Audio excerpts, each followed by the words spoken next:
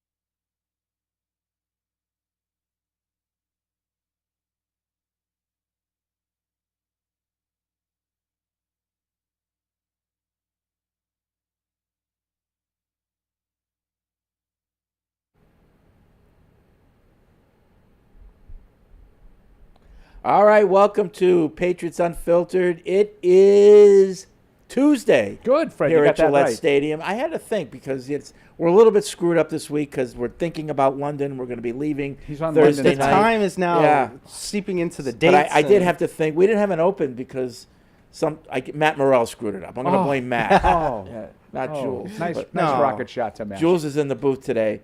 But yeah, the gang's all here. It's Evan, it's Paul, it's me, it's Deuce. We'll be here for the next 2 hours talking Patriots and getting excited about the future. We're going to break down Drake Maye. Evan's here. It's the first time we've really talked to Evan at length about Drake Maye, so we'll talk about that. We'll talk about this game coming up a little bit, but of course we'll get into that as the week goes by. We'll get more and more into the Jaguars and their situation. We'll touch on Devontae Adams going to the Jets. That's breaking news this morning. It's win or bust in the Jets. So we'll talk about that. But let's start it right out. 855-PASS-500 is the TPX hotline. Podcast at patriots.com is the email address. What else do I need to say before we start talking? Anything? No. The views expressed in this show are those of us and not the organization. Oh, is that and some things we might say might offend you. So if we do, we're sorry, but you don't have to listen. That'll mostly be okay. Fred. Yeah, Yeah. I would never. Thank offend you for- anyone. So those are all the things that happen in the open that I have to take care of. Right. You Yeah. didn't sing the song. Was there a song? There was a song. There's not a song. Yeah. The world's original podcast. Yeah. There you go. This is true. I feel All like right. we're naked without it. Without The three of us spent 2 hours already gushing over the future. So Yeah. something tells me that that's going to pale in comparison to what you're about to experience over the next 2 hours from Evan. Listen, What's that supposed to mean, Paul? I think I've clarified my take. I think his production was more than I expected in his first game, and the turnovers was a little bit more than I expected in the first game as well. Yeah. Evan, the floor is yours. Well, yesterday was a fun day for me. This was the most fun that I have had watching Patriots offensive film since Mac's rookie year. And I don't think that is hyperbole at all. I would just said this to Deuce earlier, tell your kids, tell your wife, tell T. Higgins, Patriots got a quarterback. His name's Drake Maye. Guy can throw it, guy can run. Look, there are mistakes on the film, all right? It's his first career start. He had some turnovers that he would probably like back, especially the first pick to Pop Douglas. But I had him with 12-plus plays in this game. It's the most I've had for a Patriots quarterback since Mac's rookie year. So you can take the good with the bad for a first-year guy in his first Take career them both, start. and there you have. But I really was incredibly encouraged by what I saw. Yeah. And I think the main thing being that, this is what going back to the draft now, he reads the field exceptionally well for a young quarterback. So how can you tell that? You just can always tell that his eyes are in the right places. He's throwing to open receivers. He's not throwing to covered guys very often. You can tell that he's reading through progressions and he's getting from left to right. He goes all the way across the field to Pop Douglas before the half, goes to his fourth read on the play and makes a throw across the field for 22 yards. Those are types of plays that are just incredibly encouraging to watch. The things that he had issues with, I thought were mostly physical mistakes, missing throws, just flat out errant passes, whereas the mental errors were few and far between, which is extremely impressive, given that this is his first time out. So I don't know how you watch that tape, watch that game if you watched it live, and don't come away thinking, yeah, there's some things that need to be developed, there's some things that need to be worked on here, but if he's supported properly, then the Patriots have a guy. So you're saying buying a 10 jersey this year might be a better investment than it was 4 years ago? I'd buy the jersey. If I was the Patriots, I'd be advertising the crap out of the kid. I saw last night on Monday Night Football that he's already on the promo for Sunday in London. Yep. I mean, it's all warranted, I feel like. I mean, he did everything that you were hoping that he was going to do, and maybe even a little bit more. You knew the downfield throw to Booty, the off-script play to Henry were like the two boxes that I think we all wanted to see checked. But even some of the nuanced stuff that he was doing was really impressive, too, beyond that. So it was, like I said, that was the most fun I've had in years. So you're saying that some of the inaccuracy was a physical thing. Yeah. Could it also be a mental thing? Because one of the things coming out of college was he was a little bit more inaccurate with the shorter passes. Yeah. And this is what we saw in this game as well. When there was something inaccurate, it was within 15 yards, you know. So could it be a mental thing? And then more so, can it be corrected, whether it's physical or mental? Yeah, I would say that physically, some of the things that I noticed from him throwing over the middle of the field specifically, which is where most of the misses for him came, he was 4 for 9 at the intermediate level and missed a couple throws, and also put one behind Pop Douglas that if he had led him across the field like he did at the end of the game, that's probably another 35-yard touchdown to Pop Douglas. So some of those errors that I saw were more mechanical or physical, talking about throwing hallway, where are his hips and feet pointed in the ground so that he's leading the receiver instead of throwing the ball where the receiver is. You want to throw it in front of the guy and lead him, across the field. So he did that on the last one to Pop. Right, he corrected it. Yeah, and that was, I think, the most encouraging thing. I was listening to him on EEI yesterday, and he said that he liked how he bounced back from some early adversity. And I couldn't agree more, because early on in this game, it was dicey. He's leaving some clean pockets. He's missing throws. It wasn't pretty. But then he came back later in the game and basically hit all of the things that he missed early in the game. The touchdown to Booty, he threw that exact concept. He threw that to Pop over the middle for an interception. They come back to almost the exact same play, and he gets to the one-on-one and throws a 40-yard touchdown. Later on in the game, the crossers, he finally hits the one in stride and gets a touchdown on that. So there was a lot of progress even just within the game from where he started to where he finished. That was encouraging too. So I'm a Drake Maye guy. Everybody knows that. So as long as he didn't completely trip all over himself, I was probably going to be positive. But I really felt like it even exceeded my expectations. So for those that didn't hear us on the post-game show, do you guys want to confirm or, I mean, go ahead, Mike. You go. I mean, I'd echo a lot of what Evan said. I think, I think that big pass to Booty was, because Evan said, like, it was kind of choppy at first, right? And I remember at one point I kind of like jokingly was like, this looks way better. I mean, it didn't really look that much better, early on, but then all of a sudden he hit that pass and it was just the jolt of energy. I mean, you could feel it in the stadium and even in the press box. And, then he came out in that second half. And I was starting to unbutton. No, I know. Fred looked at me and he gave me kind of a but I didn't see the shirt coming off, so I wasn't quite sure. Maybe if he hit another one. But yeah, I mean, I echo everything Evan said. I think it's encouraging. I think, I said that the only, not worry I would have is, I just, this is how you think, but I just hope this isn't the kind of kid where the hard stuff is easy and the easy stuff is hard. That kind of thing was a little bit of the vibe I got at times. But the first game and development. We'll see if the consistency. But I would absolutely echo it.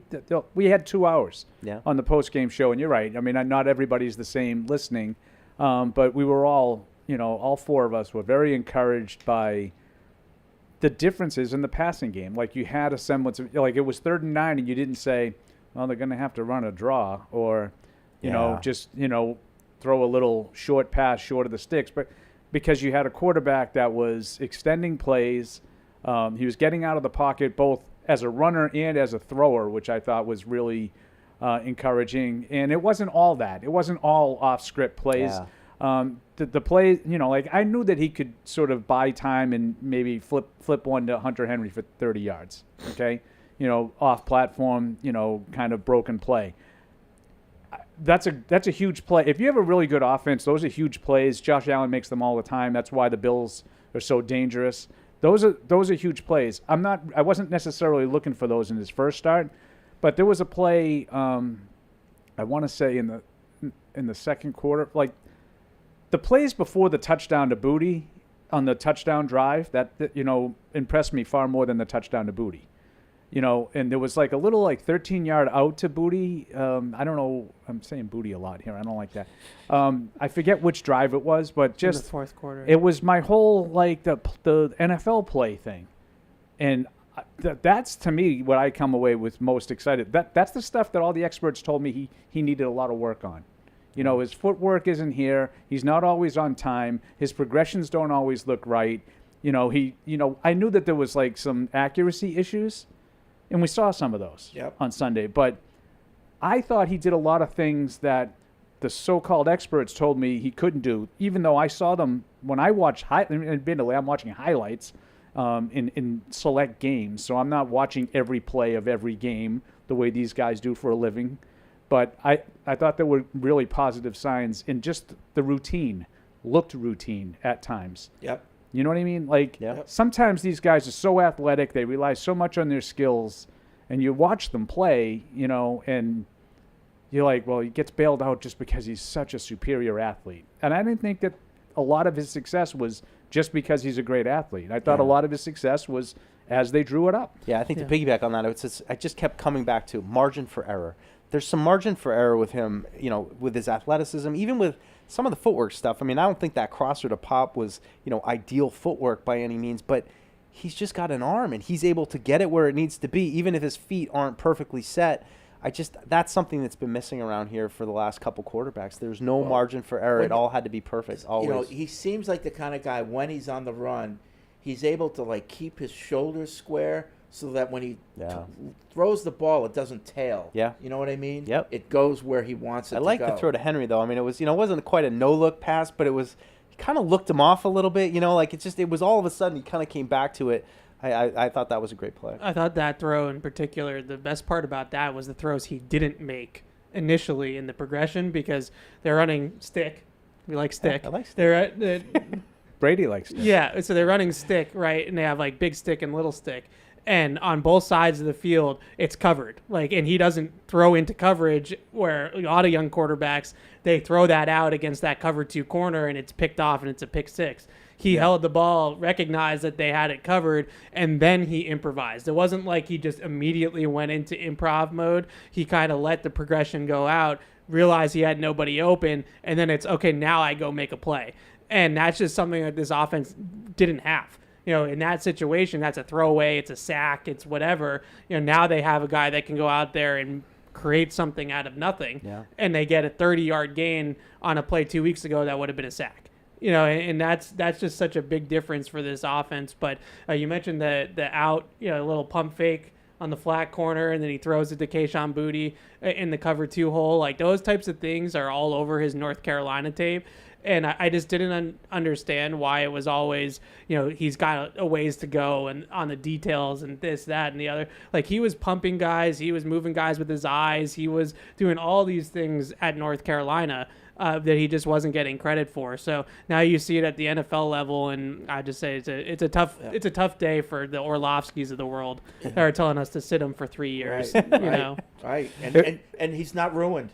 He didn't come out of the game ruined. Well, yeah, and he's alive. And it is I can understand. Obviously, I'm more, I'm being snarky. No, and Same. I'm the king of snark. The great white snark. But I'm with Evan. You guys know that I'm more with Evan. But it is one of those weird things that everybody came into this from 2 different camps, very distinct camps. Play Maye or don't break Drake, right? I mean, those are the two. I like that. Those are the 2 camps. Don't break Drake, right? I love it. Both of them probably came out of the game saying, "See, I told you." Both sides probably feel a lot of vindication because he turned the ball over a lot. He got hit a lot, and that's what their fear is. Whereas I am in the other camp of, yeah, he made a lot of plays, and you got more production in the passing game than you've had all year. Yeah. Right. And the only way he's going to eliminate the former is by continuing to play. I agree. That's where I stand. But Yeah. the I don't, But he's I going also to get hurt. Did but you I see also how many thought going times? in there, Like, he'd those probably turn guys, the ball over and he'd get hit. right? So he was Yeah. exactly on my expectation. I mean, I Yeah. know this sounds like snarky, but that's exactly what I was expecting. I was Same. expecting him to make some plays that I was impressed with, and I was expecting him to make some plays that I was disgusted with, and I saw both. Yeah. Now, some people look at the former and they say, this is why he has to play. This is why we've been clamoring, And then other people look at it and say, he didn't give you, you had no chance to win the game because of all the mistakes. Right. I understand the mistakes are going to come. Like young quarterbacks make mistakes. One of the mistakes that he made that no one really he kind of drifted into some of the pressure at times too, especially Sure. early in the game. Oh, yeah. I think he was better at that, which probably coincidentally had something to do with the score in the second half. In the first half, he was kind of bouncing off guys. Oh, and, yeah. And like Mike says, there was times you were like, Yeah. it's not looking great. And then all of a sudden, the 2-minute drill at the end, it was just such a dichotomy between the 2-minute drill at the end of the half. And the three of us talked about it live while it was going on. It's uncanny. It's the same situation. They ran it for nothing. They kind of rushed but didn't rush again as the clock is winding down. And then he makes that play that Evan talked about where he's deep into his progression. He throws one all the way across the field that Jacoby Brissett and a lot of other NFL quarterbacks couldn't dream of making. That's a pick with a lot of other guys. Yeah. But he's got the arm strength to get it out there. Pop makes a great play to get 22 yards up the sideline for him, and all of a sudden it's game on. Here, now that's what Van Pelt was trying to do the week before. Yeah. Against Miami, or 2 weeks before, Yeah. whenever Yeah. that was. Yeah. Against the Dolphins when they kind of botched that at the end. When was that? What was the game? I'm missing the 2 weeks game ago. now. It was Miami. right. Okay. And then Seattle, they did the same thing Yeah, too. the Miami game the week before when he takes a shot down the sideline to Polk and, as Van Pelt says, it was not a good throw, not a good route, didn't get open, and, all of a sudden it fails. Yeah. They're looking to jumpstart a drive, and Drake May jumpstarted the drive for them. Yeah. Yeah. So, those are all the things that he did that we're talking about. I think those are, you had him for 12-plus plays. Just out of Yeah. curiosity, how many minus plays did you have him 9. for? Okay, so now I'll give you an example of, how you can come at this from different ways. I had a feeling that your number was going to be low. Greg Bedard, who we mention all the time because he does it a lot like Evan. They watch the game and they grade the thing. He had him for 11-plus plays to your 12. So we're right on the same. 17 minus plays. I he had. saw that. I the 17 minus plays. I haven't read what Greg wrote or heard what he I said I about can't it. So, and I apologize. I would tell you what he wrote. I can't read it. I can't get on the site. there are times, there was a If you paid, you could. there was a scramble I early can't get on the site. There was a scramble early on in the game where it was a play action drop back, and he didn't even give the play a chance to develop. He hit the top of his drop and he took off. Yeah. And if you want the guy to sit in the pocket and play quarterback, then you're probably going to grade that as a negative play, even though the rush gained 11 yards because it was kind of that bumper cars that we were talking about just a second ago. He bounces. Was that the first down? Yeah. He bounces off 2 guys and then all of a sudden gets out and goes for 11 yards. Hunter Henry is open over the middle on an in cut if he had just stayed in the pocket and made the play. So I could see that being a quote unquote minus. I don't count that as a minus because he gained 11 yards on the play. Yeah, but if you go back in the film room, you're telling him, don't do that, do this. But I don't know if I am. Okay. Because that's not who he is. So, if you're going to take the gunslinger out of him and you're going to take the playmaker out of him and you're going to want him to sit there and be Brady and just, pick apart defenses from the pocket and all that kind of stuff, then I don't think you're allowing him to play to his But strengths. you also don't want him to vacate if he doesn't have to. Yeah, If I too hear soon. that. I look at it a little bit differently because to me, that play got him into the game. He made that run happen, and he kind of settled Right. So down a let's little see the bit next after time that. is- yeah. And I Wasn't just his next throw the overthrow for a pick? I don't think so, but I might have my sequence wrong there. I think the biggest thing that you see with him is that he's going to have some plays, and you watch it every single Sunday with Josh Allen or Jordan Love or any of these other quarterbacks where it breaks every rule that a quarterback coach or whatever would tell you, but it just works because they're just that physically talented. And that's what you have to hope for. Yeah. Is that he's one of those guys that it's not always going to be by the book. It's not always going to be conventional, but he's gifted enough that more often than not, Josh, how many times do you see Josh Allen turn the ball over and you watch the highlight and you're like, what was he thinking on that play? Like a lot. During the course of a season, if you watch the Bills, that happens a lot. And it happens a lot with Jordan Love too, as Evan said. Totally. But you gotta take some of those bad because there's going to be so much more good. And that's what you have to hope. Yeah. I'm not putting Drake May in that category and yet. that's the bigger point for the rest of this season, assuming Drake starts every one of these games, which we all hope for, is that it's not going to be about winning or losing because he's going to make mistakes. And you asked me this question on the postgame show: if he played that way every game, from week one, what would their record be? It'd probably be 1-5, if not 0-6, because the Patriots can't win when you turn. They're not that good all around as a team. They can't be -3. But you can't worry about that right now. You've got to play this kid. You got to let him throw it. You got to let him make mistakes. Do not coddle him the way they coddled Mac Jones at least the first half of his rookie season. Do not coddle him that way. Yeah, I mean that's my point with the scrambles and the off script stuff. Is if you tell him we want you to sit in the pocket and we want you to read this out and he's going to become robotic and it's not going to be his natural playing style. He's not, like I said earlier, he's not Brady. He's Josh Allen, right? Like get used to watching that kind of quarterback. Don't expect him to be Manning, Brady, Breeze, and just like sit in the pocket and read out defenses all the time and pick people apart. If there's one thing that concerned me a little bit was the accuracy like that. Yep. Is he going to be more consistent with his downfield accuracy? Because it wasn't just the air milled pick. I mean, he missed. I had him with 6 errant throws in the game, and a lot of those too were like completions where the ball placement just wasn't good enough. He completed some that weren't good throws. Right. Absolutely. And so that's gonna is it mechanics? Is it lower body? The longer windup that can sometimes cause you to first game jitters. Yeah, what's causing him to? Because he had all these errant throws at North Carolina I too. think that's the thing to watch for me is that he doesn't need to be Brady, but can he develop that part of Brady in his game and a lot of it's mental, right? I mean that's just experience, understanding, getting comfortable, especially trusting your offensive lineman. Like that's another part of this whole thing where he's getting snaps from under a butt that he's never been under before, Paul. It's not like Everett. Dennis O'Donnell wasn't there. John Shenna not there.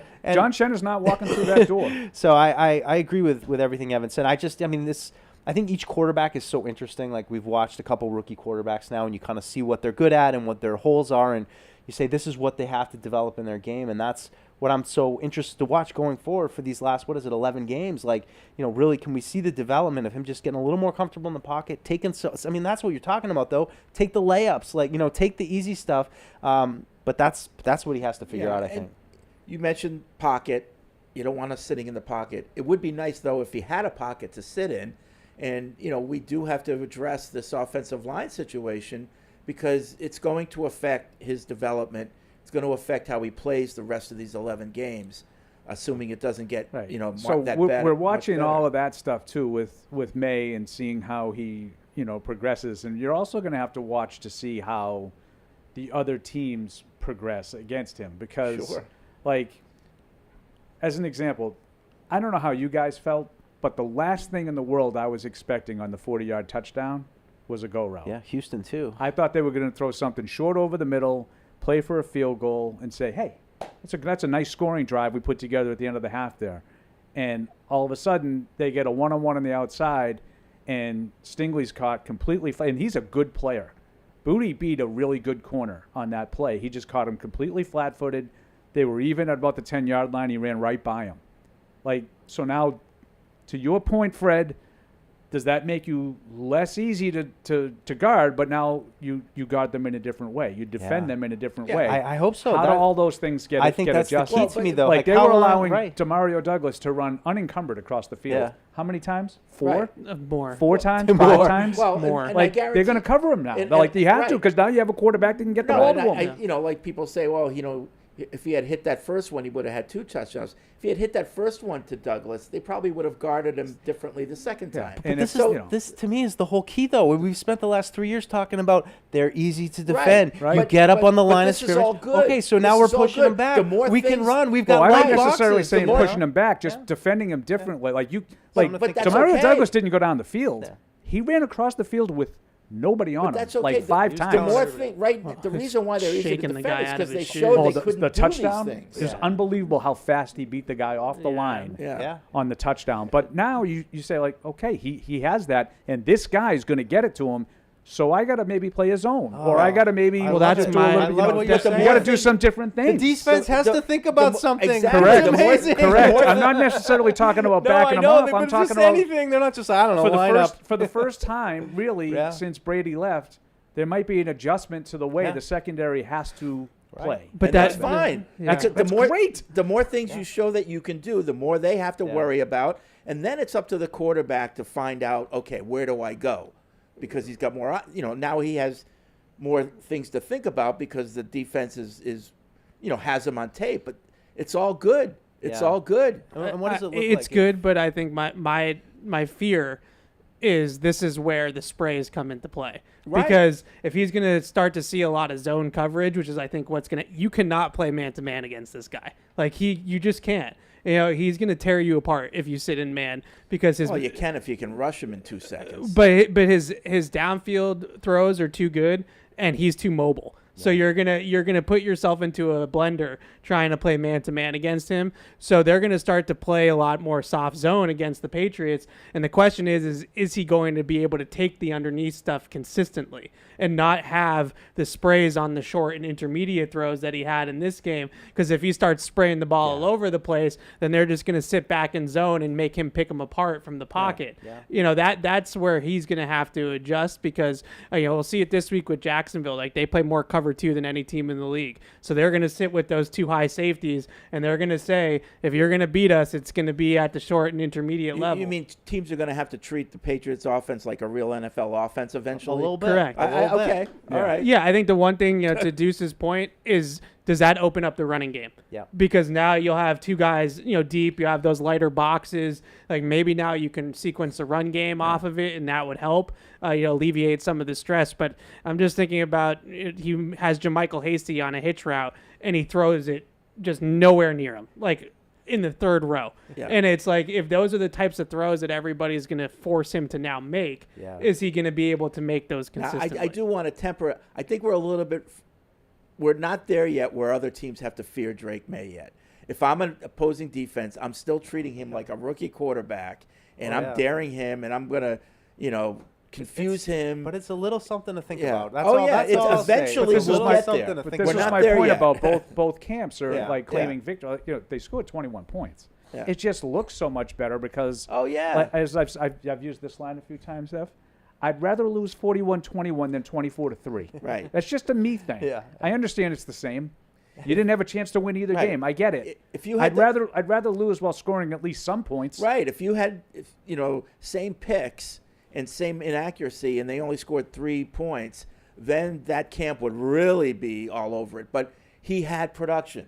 He had 3 touchdown passes. Yeah. When's the last time a Patriots quarterback had 3 touchdown passes? Bailey Zappi. Bailey Zappi. I was going to year. say Cleveland, right? Pittsburgh. Pittsburgh last year. yeah. I mean, do you guys put anything on it that there wasn't? I mean, and maybe this was situational, but they didn't really have a run game either in this game at all. Like there wasn't really Right. anything doing on the ground for them. The I know they were down the first 14-0, time he they touched had the to ball, throw. they're down 7-0. Right. Right. Second time he touches it, they're down 14-0. That's not on Drake May and the offense. Right. Like, give him some help. Yeah. Yeah. You're playing against a good team and a good defense, and you can't run the ball. You got no Ramondre Stevenson, and it took him a whole half really to sort of get his footing.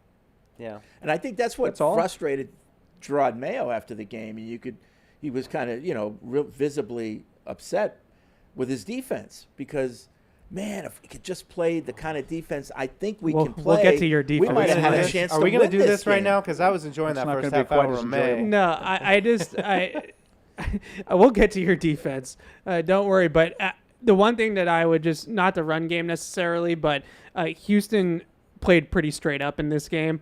they actually didn't do much exotic defense at all. Like, it wasn't a lot of like post-snap spins or anything like that. They played man-to-man across the board, and they said, our guys are better than your guys, and we're just going to beat you. And they also had a huge lead for the vast majority of the game. Right, and they had the lead, and I guess you could say early on in the game it worked for them because he throws the pick to Douglas and all that kind of stuff. But then as he settled into the game, him and Pop were torching them on those crossing routes. Pop was beating that. I think it was 23, I think. Yeah, he was Murray. beating him so he was talking about it on the sideline. quickly. He was telling him on the sideline. He's like, just going to do this. I give him a little this. Right. And The touchdown, he beat him so quickly that it didn't matter about pass protection. None of it mattered. Yeah. He was coming across the field with nobody within 5 yards of him. Yeah. Yeah. encouraging. So when you look at him, and statistically, Douglas is turning into one of the best man coverage route runners in the league. I mean, he's been really, really good in terms of beating man coverage. Now he's got a quarterback that can get him the ball in those situations. Like, if I'm defenses, you have to change. Like, you can't just come in here and play them straight up like the Texans did. They thought they were going to rush 5 guys, that they were going to play man-to-man across the board, and the Patriots weren't going to be able to move the ball on them. And they were able to move the ball a little bit. So I would be worried about doing that moving forward. All right, 855-PATS-500 is the TPX hotline. Podcast at patriots.com is the email address. So we've just touched on, some of the Patriots. the Drake. Yeah, there's a lot more to, delve into. The defense is an issue. The offensive line, who are the receivers that might emerge this season? I was surprised Kendrick Bourne was a little quieter than I thought he might be in this bit. second game. I think he's for still him. he says he's still working his way. He said it would out. take him a little bit, but I thought the surprise was that Booty played the most snaps of anybody. I mean, he's kind of emerged. I didn't think he dressed the first 2 Some weeks. of us thought he was pretty good. I thought he was okay. I mean, I always thought it was kind of him and Rager were kind of the bubble guys, and I thought Rager was better. I think that illustrates the problems you have offensively. What? That he's getting the most snaps. I don't care. As long as he's producing. Yeah, I'll let you know when he does. I don't know. One Snaps play. to me, I thought you were talking about Pop. like Pop is their number one Booty, receiver. you said. Oh, yeah. Oh. You were talking about Booty. I said, Mike, you. I was talking about Pop. Some of us thought Booty Oh. was good. Yeah, wrong. Booty. I mean, I'm sorry. Pop. That's what you said. Some of us thought Yeah. that Pop was No, good. we all thought Douglas was good. We all Some think that he is a Pro Bowler who was going to catch 120 passes. I'm sorry, I clapped back at that. I thought that was insane. Who said that? Tom Curran Oh, well. predicted he was going to catch 120 balls. If he catches 120 balls, he will not be in one piece He's when not the on this season's show. over. He's not on this show. But that's the way he's talked about. All right. Another writer, Chris Price, called him a poor man's Tyreek Hill. Whoa. Who also said he's a threat to score every time he gets the ball, despite the fact that he recorded his first career touchdown on Sunday. I don't know if that's that inaccurate at poor man's Tyreek Okay, so Hill. this is where we He shows differ. those traits. Like, I can think he's a good player Well, what do without you what do mocking me. But what do you think that means, a poor man's Tyreek Hill? I don't think he has anything in common with Tyreek Hill. What? He's not anywhere near as thick as Tyreek Hill, explosive as Tyreek Hill, Oh. the strong hands to go up and win contested Oh, catches like Tyreek I Hill. think he's quick in small spaces. Not even to mention the flat out straight line speed that Tyreek Hill has. He's shifty. I like Douglas. Pop Douglas is a good shifty slot receiver. poor man's Tyreek Hill. Evan, I what know did you that. think of Jalen No. Polk? What's going on with him? Oh wow, Like, this guy. I got Just him this now. guy. We're So- talking Jump about in, Drake I like May. Polk. We're talking about Douglas Can we get winning into some routes. bad stuff? Winning routes within a millisecond Can of the Mr. snap. Positivity take the Touchdown, things down a little 35-yard crossing route Well, it touchdown. turns So out you that want they to talk lost the about game by Polk. 20 points. So maybe we should talk about why that happened. No, but I look. I was disappointed. I've been a fan of his. I think he's a good Yeah. player. I think he's got a lot of So potential. I want to ask about this, though. Okay, so he did not have a good game, Polk. But up to this point, like... That's 3 in a row. He's been okay, That's right? 3 games like that in a row. Because he couldn't get his feet in the week before? Because he hasn't caught passes when he's been throwing the ball Yeah. to. He gets to throw him. the ball. Yeah, you got. I gave you the numbers the last game. Yeah, it's just, He's got 10 catches on 23 targets on the season. Yeah. For the It season. was just what was it, like 2-3 drops? I mean, it was, I don't know if they all qualified as, but I thought there were. That's the He was thing. targeted 4 times. I think he should have Yeah, had at least 3 catches. I'm not 2 of worried them were about the drops. drops because the drops. I've watched him all summer. I think he has good hands. I don't know do what happened. too. I don't know what Yeah. happened on Sunday. That's why I was confused. I worry about the other balls that are intended for him that are not connecting, Yeah. which seems to happen more often than not. And Mayo Well, said he's got to Like get over dropping the hump. ball What is does that not mean? necessarily something I'm worried. And we'll see. It could maybe Yeah. it's I maybe don't it's know, mental like- now like- when he's got the yips. So I'm- I'd that's have what to I'm go worried back, but about. I can't remember, like, up until this week, me saying, oh, boy, that's a ball he should have really had. Yeah. Polk. But I'm just telling you, when the ball was thrown to him, it's not completed. But that was that means he's. I know that that. means but he's not open. But that doesn't mean that every time that it's the receiver's fault. Like some of But those. partly it is because he's not getting open enough that the pass can be completed. Oh, I mean, he okay. runs a corner on 3rd down against that was Miami. That was one that he was and open on. And he airmails Yep. the throw. That was one that he was open on. You know, he runs that route down the sideline on 2nd and 2 when he's covered like a blanket and has to turn into a defensive back. Yeah. Right. Okay, but is that his fault? Yes. You're supposed to get open. That's what the offensive coordinator said. We didn't win on the route. No, like, yeah. that's part of it. Yeah, when no, you get that's fair. targeted 7 times and catch 3 balls one week, and then 6 times and catch 1 the next week, yes, that's partly on the receiver. Yeah. It's not just wide open bad throws. No, he has not been very good I would say for a couple weeks now, but I look at it as mental. Like I really feel like I worry about that. He's got kind of the yips with it. Mayo said he's got to get over the hump. Yeah, I wondered, especially coming off of what he thought was a game-winning touchdown against Miami that doesn't go his way on the call. You know, then he comes back this week and it's part of it too, like the drops mental, a couple like the ability to passes. handle that. Like he carried on and on and on. I didn't like the way he wouldn't get back in the huddle. He kept watching the video. Okay. He's gesturing to the crowd. Yep. There's 2 more plays here. Yeah. Like Next that play. was 2nd down. Next play. You know, like if that happened to Tom, I mean, I know it's unfair, but if that happened to Tom Brady, you know what would have happened on one of the next 2 plays, Oh, right? yeah, he would have. Yeah, But no, that's fair enough. You know, Yeah. and again, I'm not worried as much about the fact that he dropped 2 easy passes. Everybody's going to focus on that. I mean, obviously, we all saw him. One of them was like a power dribble. Yeah. Like he, Yeah, he he had it in just 2 knocked it hands. He down. came in and just Yeah. knocked it down. It looked like. Do you remember when Brandon Marshall wanted out of Denver? When Josh got there and he do you remember Brandon Marshall? Yes, I of course know. I remember Brandon. You a baby Marshall. then? Were you How alive? old are you? Were I'm not that young. Were you alive Jeez. then? Like, he literally was throwing passes to the ground. He would catch passes in that training spike. camp and throw them to the ground because he wanted out. That's what it like. But I watched him all summer. He didn't drop anything. I know. I think He didn't that's drop why. anything Washington. at training camp. I think that's just why I'm a little bit. So I'm not as worried bothered by about it, dropping a yeah. couple of passes unless, like Evan said, like maybe it's a mental thing Yeah. that's now in his head. That would be something to be concerned about moving forward. I'm more sort of worried about him off the field. Like, I don't know what you're gonna. I know you guys are gonna jump on this and say Paul's being negative again, and I don't mean it. But like in training camp when he kind of yelled at us like for not being on board, like if you don't believe in us now, we don't want you. Like this kid's a kid who hadn't even played a game yet, and he's already chastising the fans for not being on board with the wide receiver room. And back-to-back weeks, he's posting videos on the Monday after an incomplete pass, trying to tell you why it's a complete pass when both of them were incomplete. And I just wonder.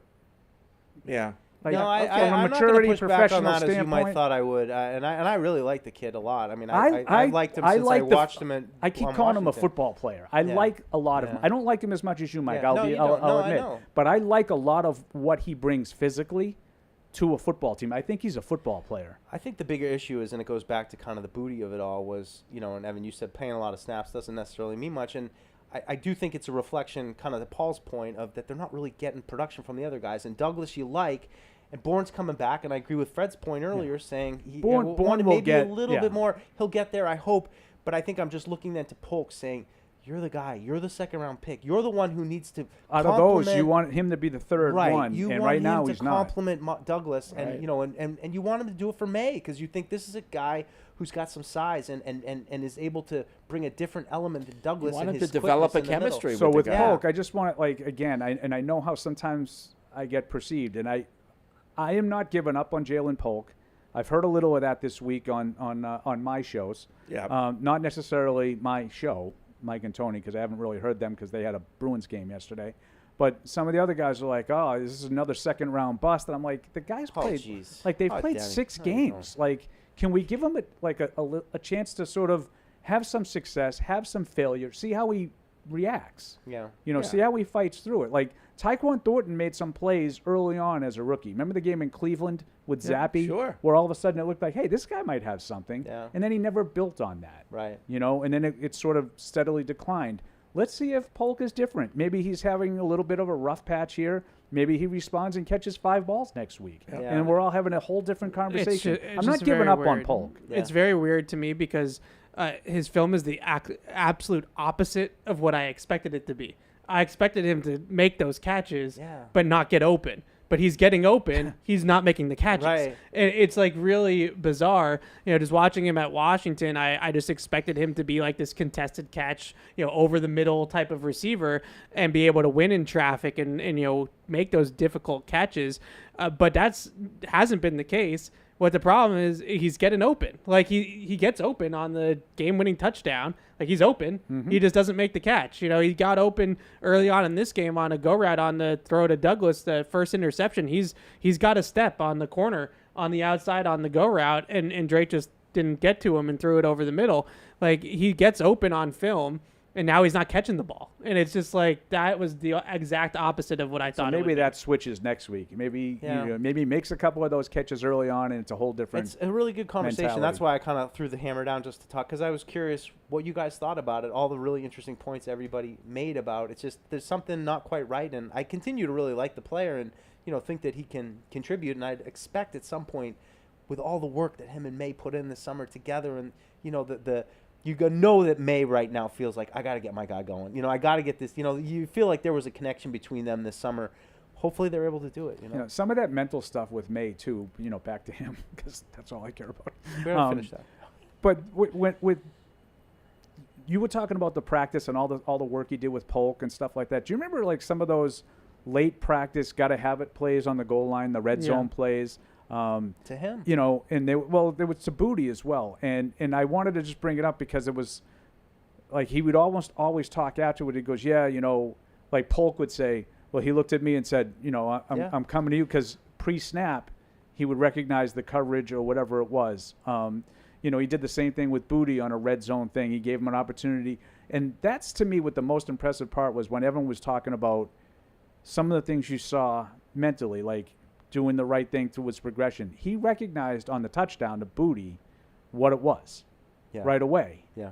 It's going to be man on the outside, and that's going to be my matchup. That's where I'm going. If someone chose to clap back at Evan saying his footwork was a mess on that play, it was which just one person. I don't get it. I don't get it. It was one person. But I'm going to harp on it because it was ridiculous.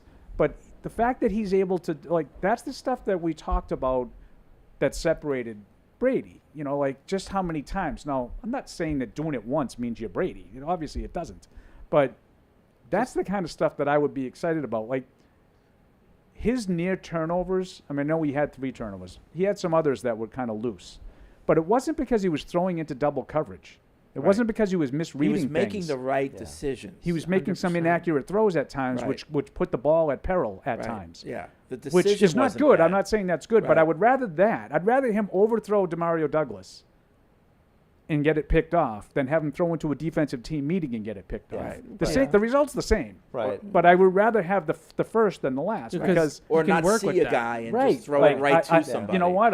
He fooled me. He was right there. I didn't know. I didn't see the linebacker underneath or whatever. That's exactly what I said on the pregame show. That was like, just don't throw those plays. And he didn't throw those. There were turnovers. He didn't. But you understand why. That's with the draft, it goes back to, like, would you rather a guy like Zach Wilson, who doesn't know what he's seeing and doesn't see the field well and has all the talent, but you can't get him over the hump because of that, or a Mac Jones who doesn't necessarily have the physical talent, or a guy like Drake Maye who just is a little rough around the edges. He sees the field well, he's got the arm talent, and now he just got to be a little bit more consistently accurate. Like, I would take Drake Maye 10 times out of 10 because you can work with that. If you had to pick a thing, like you're going to get a quarterback and he's going to have one thing you got to work on. That very well might be the one you pick. He's got everything else, but he's got to settle down and all right, let's get to the TPX hotline and some of our emailers because our listeners are chomping at the bit to get involved here. We'll start with Sean in Vancouver.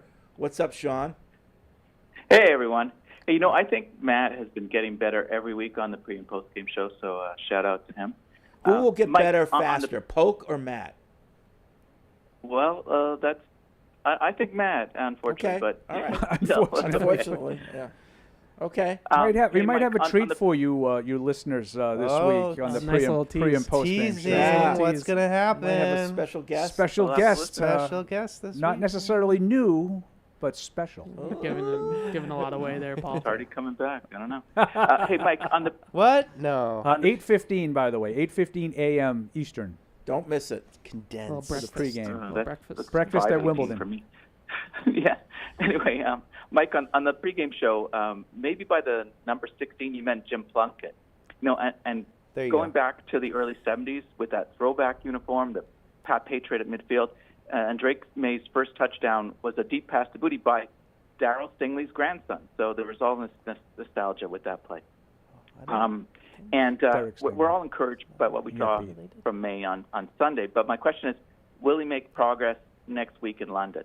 That's the big question, and how will Jacksonville adjust? So, all right, I'll leave it on that. Thanks. I mean, I thought we had some good discussion of that, how they might start to adjust. And, I think the biggest thing for me, maybe for the panel, is, what kind of challenge is it going to present for a rookie quarterback having to travel internationally? You guys are going to be leaving Thursday night. They'll have a practice on Friday in England. They'll have a walkthrough on Saturday. What are the challenges for him, especially when you hear NFL veterans just talk about how important it is for routine? And he's 6-7 weeks in. I mean, I'm sure he doesn't, isn't that embedded in his routine? So maybe that can be a good thing. But I think it's an interesting little challenge for him in a second It is. start. It's a 7-hour flight.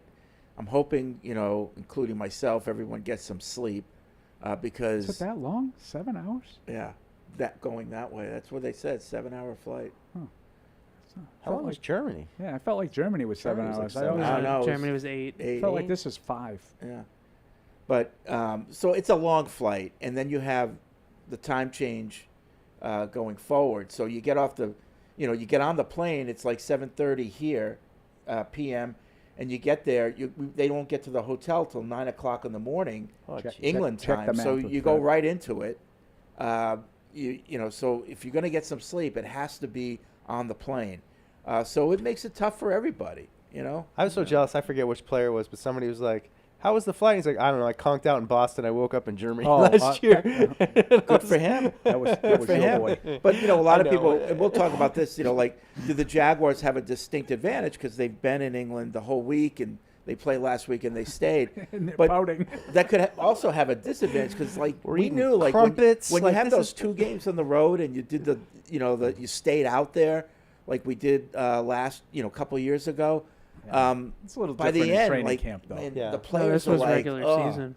just The just Trent get Brown me thing? home." Yeah. The Trent Brown was training camp, but Arizona Trent Brown thing was Arizona, summer. Cardinals, Raiders back to back. Yeah. The Jacoby Myers game was Yeah. the second Right. leg Yeah, of that. by the Play end, by they're the like, end, "We you're don't even want to go to mentally overtime. We Yeah. just Just want to wanna end go it now home. and get out yeah, of just wanna go Jacoby, home. it's tied. So maybe it's a disadvantage. Who knows? here. How can we end this now? I don't even. I want to get on that plane." I feel comfortable making that joke now because the players joke about it still. Okay. So. The Jacksonville thing too is that can go different ways. I'm I mean, so obviously, interested. both teams are 1-5, but we just talked for 50 minutes about how excited we are despite being 1-5. Right. It's not like that in Jacksonville. Right. It's totally the opposite. They were supposed to be good, or at least competitive, and they haven't been.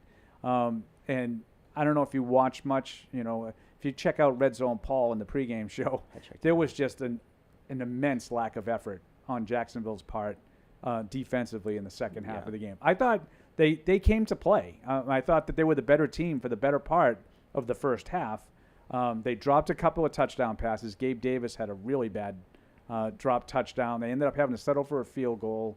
They're moving the ball, and then they started dropping the ball a little bit. And then all of a sudden, the Bears looked like, a Super Bowl caliber team. And that wasn't just because Chicago started playing well. They had to get some help. I'm excited about this matchup for Drake May. I'm not going to lie. This Jaguars defense is not good. They're 32nd in the league pass defense. Yeah, 32nd in the league in DVOA, 31st in points allowed. They give up a lot of yards to scrambling, mobile quarterbacks too on the ground. Caleb had a couple big runs in the game on Sunday. They've struggled a lot on defense. So the Rookie of the Year push starts next week. I wouldn't go that far, but he should have a good game. He should not be. The question is, if overwhelmed by Jaden this Daniels were to defense. tear his ACL tomorrow, would he still be the Rookie of the Year? I mean, in some ways, it's kind of a cautionary tale to me because I really like Trayvon Walker coming out. I mean, when I first started the process, he wasn't the first overall pick, and then he was. I know Tyson Campbell hasn't played, but everybody here loved Devin Lloyd. There were so many people in Patriots banging for Devin Lloyd. He's been okay. Anton Harrison was another guy that everybody looked at as a tackle that was like, so they kind of have a lot of like Brian Thomas, who I've been like blown away by watching him. Like Josh Allen, and he's been quiet. But Josh they have Hines Allen now. Yeah, thank you. But you look at like the pieces, and when you're looking at the Patriots like next offseason, the pieces you want to check, and I feel like the Jaguars have a lot of those players, at least initially, that you would have thought would have checked those boxes, but it's not equaling the sum of its parts right now. I don't know how their offensive line has been, and I know that can be a huge, we know what's happened here, but you have a quarterback who's at least shown that he can be productive. I mean, I don't know how good Trevor Lawrence is, but he's shown he can be good at times. You have three receivers that you probably feel decent about. Yeah, sure. With Kirk, Thomas, and Gabe Davis. And Evan Ingram. Right? Yeah, you have a good tight end in Evan Ingram. Yep. You have two productive backs in Travis Etienne and Tank Bigsby, and yet you can't get more than, I think they're averaging 19 points a game.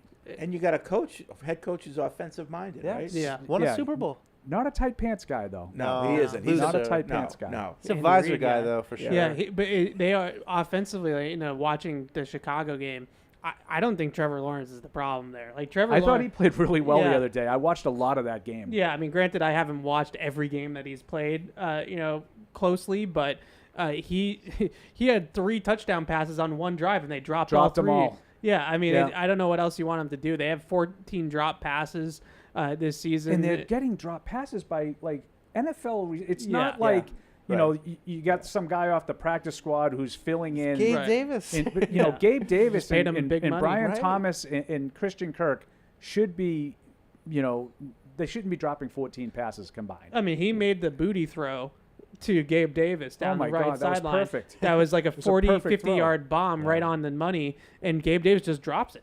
Yeah, like he's walking, running into the end zone, and he just drops the ball. They come out in the second half. I think they were down 17-3 at half, something like that.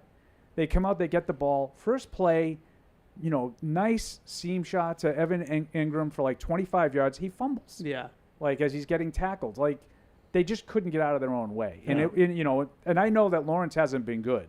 Like on the balance of the season, Lawrence has been average. Last 3 games he's been better. But this game that he played the other day, I thought he was really good. And even the stats won't tell you he was better than the stats. Even the pick came late. Like the game was long decided. He was just, and he threw a pick. But there's no reason for them to be that bad. Now, if they decide they're gonna just feel sorry for themselves, like Trent Brown did in Vegas a couple of years ago, then the Patriots could really have some fun on Sunday. But if they show up to play, it's not the 1-5 record is not commensurate with their talent. Yeah. Just really quickly with Trayvon Walker. Yeah. This is a cautionary tale to me of having the number 1 pick with a quarterback. It's a terrible place to be when you have the number 1 overall pick in a draft, but you have a quarterback, so you don't need to take a quarterback with the pick. And it wasn't a quarterback draft. This one might have a couple like Shador and some other guys, but when you get stuck with the number 1 overall pick and you have Trevor Lawrence and you have Drake Maye, and then there's no quarterback that anybody wants to trade up for, and you get stuck with taking a player who's really not worth the number 1 overall pick. Trade out of there. Well, but that's the point. Nobody will trade with you. The other thing about Walker, too, is I thought you were going to say a cautionary tale of a guy who kind of, the longer the process went, the higher he was regarded, and it's like, was he that good? Well, that's when I first started it. I was like, this seems guy in our range, and what were we, like 15 or something at that point? Like, those to me are the cautionary tales. Yeah. Yep. Mike Mamula. Yeah. I mean, like Aiden Hutchinson's just sitting right there. Sauce Gardner was in that draft. They passed on both those guys, but if you're the Patriots and you get the number 1 pick, you want to trade out of that pick. That's the ideal scenario. So you better hope one of those quarterbacks, plays well down the stretch. You want somebody to emerge. Sam in North Carolina. What's up, Sam? What's up, guys? Hey, Sam. Does it say anything that Drake Maye just continues to press in the face of adversity? Like he throws the really bad overthrow and then he comes back, throws a touchdown drive late. I mean, I feel like the guy looked pretty good. I mean, the turnovers ain't good, obviously, but for his first start and do what he did, I think he was pretty awesome. Yeah, absolutely. I mean, We that's- were all saying, I think Yeah. Evan mentioned, and I think May said it himself. Yeah, yesterday They on the asked him, radio. what did you like the Yeah. best about that first game? He said, having to deal with adversity and getting better after it. Yeah. There are a lot of things to like Yeah. about what we saw. Toughness, mental and physical toughness. Yep. Some Yeah, and of the athleticism, he got a lot hit. of good stuff. Yeah, he did. He got hit and he kept getting up. Yeah, it sounded like the guys in the huddle really, liked his demeanor, felt, some confidence from him, which, as a rookie, you're just happy to see him out there and, Yeah. and having that. Just crazy, like to have an operation where like they can kind of score once they cross the 50. Like Yeah. it was the last time we could say that about this team. Somebody have to fall We always down. talk about Like- Paul's things, like an NFL play, Yeah. like There were NFL plays on Sunday. all Yeah. over the place. Like Yeah. Pop Douglas, the 35-yard touchdown, he beats his man. Yep. Drake puts it on the On money, It's an time. NFL and play. he houses The- it. I was like, when's the last time we've seen that? And didn't get caught from behind, yeah, got or to the fumble end. or Yeah. whatever. They weren't stopping Like, him. He saw that speed. first But TD. just like, if it Poor was man, Terry all Kill. plays like the one that he bought time and hit Hunter Henry for 30 yards, I wouldn't be anywhere near No. as excited. Nope. Like, those are plays that are going to happen because he's really athletic and he's really good. And once in a while, you're going to make those plays. But those are kind of useless if that's what you're relying on. Yeah. But when it's one of, in a drive of 8 other plays that were normal plays, then that makes you dangerous. Like those plays become that much better. Iceman, you're Right, dangerous. that's right. even the touchdown to Henry, like he's a wide open receiver, but like when you watch his eyes on that play, it's a wide delay, and he doesn't go to Henry right away. He yeah. sells it. He knows like Makes it I'm easy. gonna look right to get the defense to draw away, Great. and then we're gonna come back last second to Henry instead of staring it down. Like those little things were what all the quarterback gurus told me that he wasn't doing. One thing in I thought about college. with that play, kind of an interesting play, because they had a couple double teams where you got to make sure those offensive linemen don't get downfield, huh? Like, I mean, you're really selling that kind of Yeah. run action, and then he's going to just pull up, and it's an interesting time. Especially the way they're calling everything this year. Oh, where my it goodness just seems like there's a gracious. flag on every big play. Oh, Yeah, boy. the touchdown to Henry was a duo action where they Yeah, had all the double yeah. teams. That was the first time where I was like, oh, like you run duo, then you duo played action, and Yeah. it worked. Like, boom, And like, there we prosper. go. Who Yeah. would have known? That's how Yeah. you do it. Podcasts at patriots.com is the email address. Quentin from Arizona writes in, says, I'm a longtime listener but first-time emailer. Thank you. I want to reach out to say how impressed I was with Drake May's performance during the game. His arm, athleticism, ability to drive the ball down the field gives me actual hope for this team moving forward.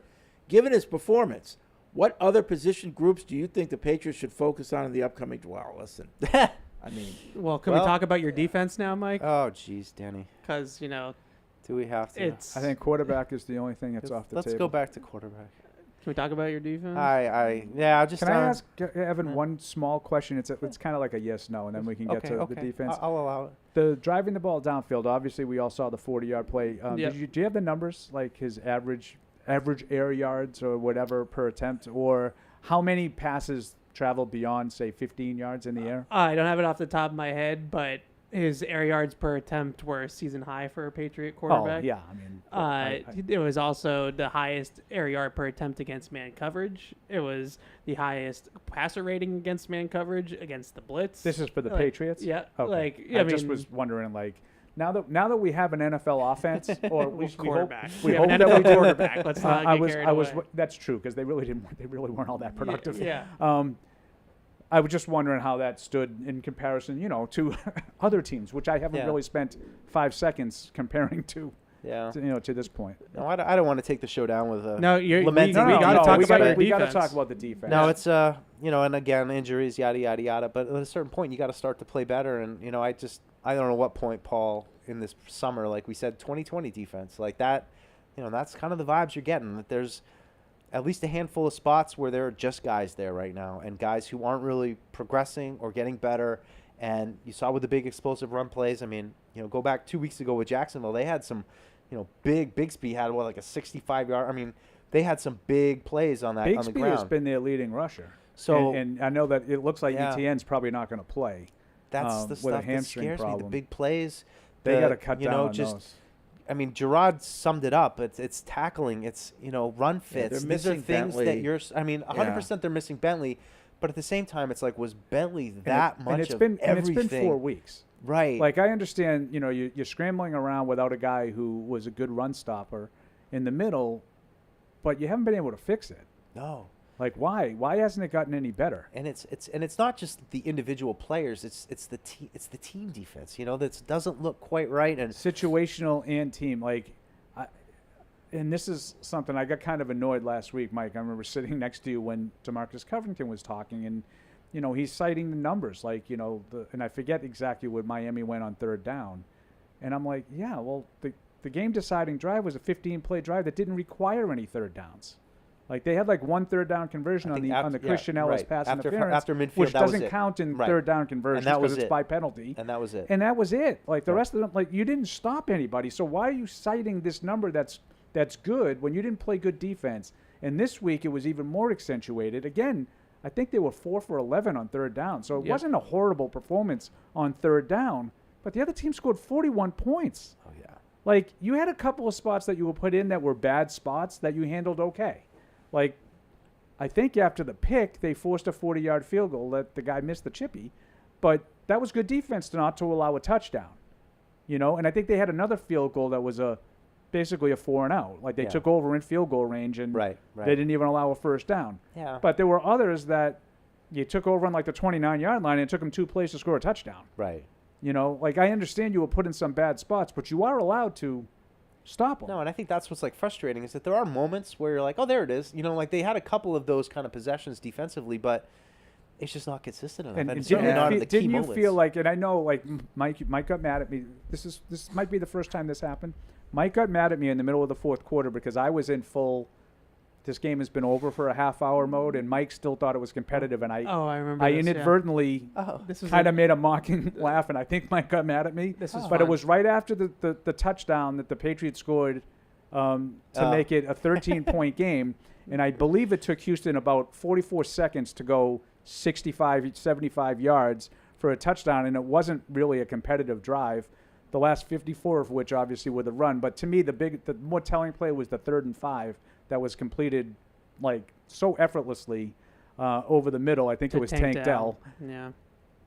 They can't stop anybody when they need to stop anybody. Right. And that's been a bad trend right now. That's what it is. And that combination, so the late game situational kind of like you needed a miracle. You're down 20 points in the fourth quarter. You need a miracle. Yeah. Okay?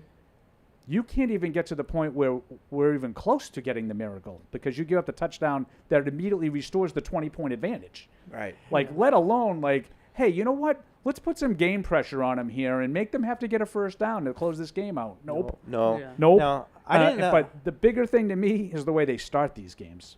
The other team gets the ball and goes right down the field.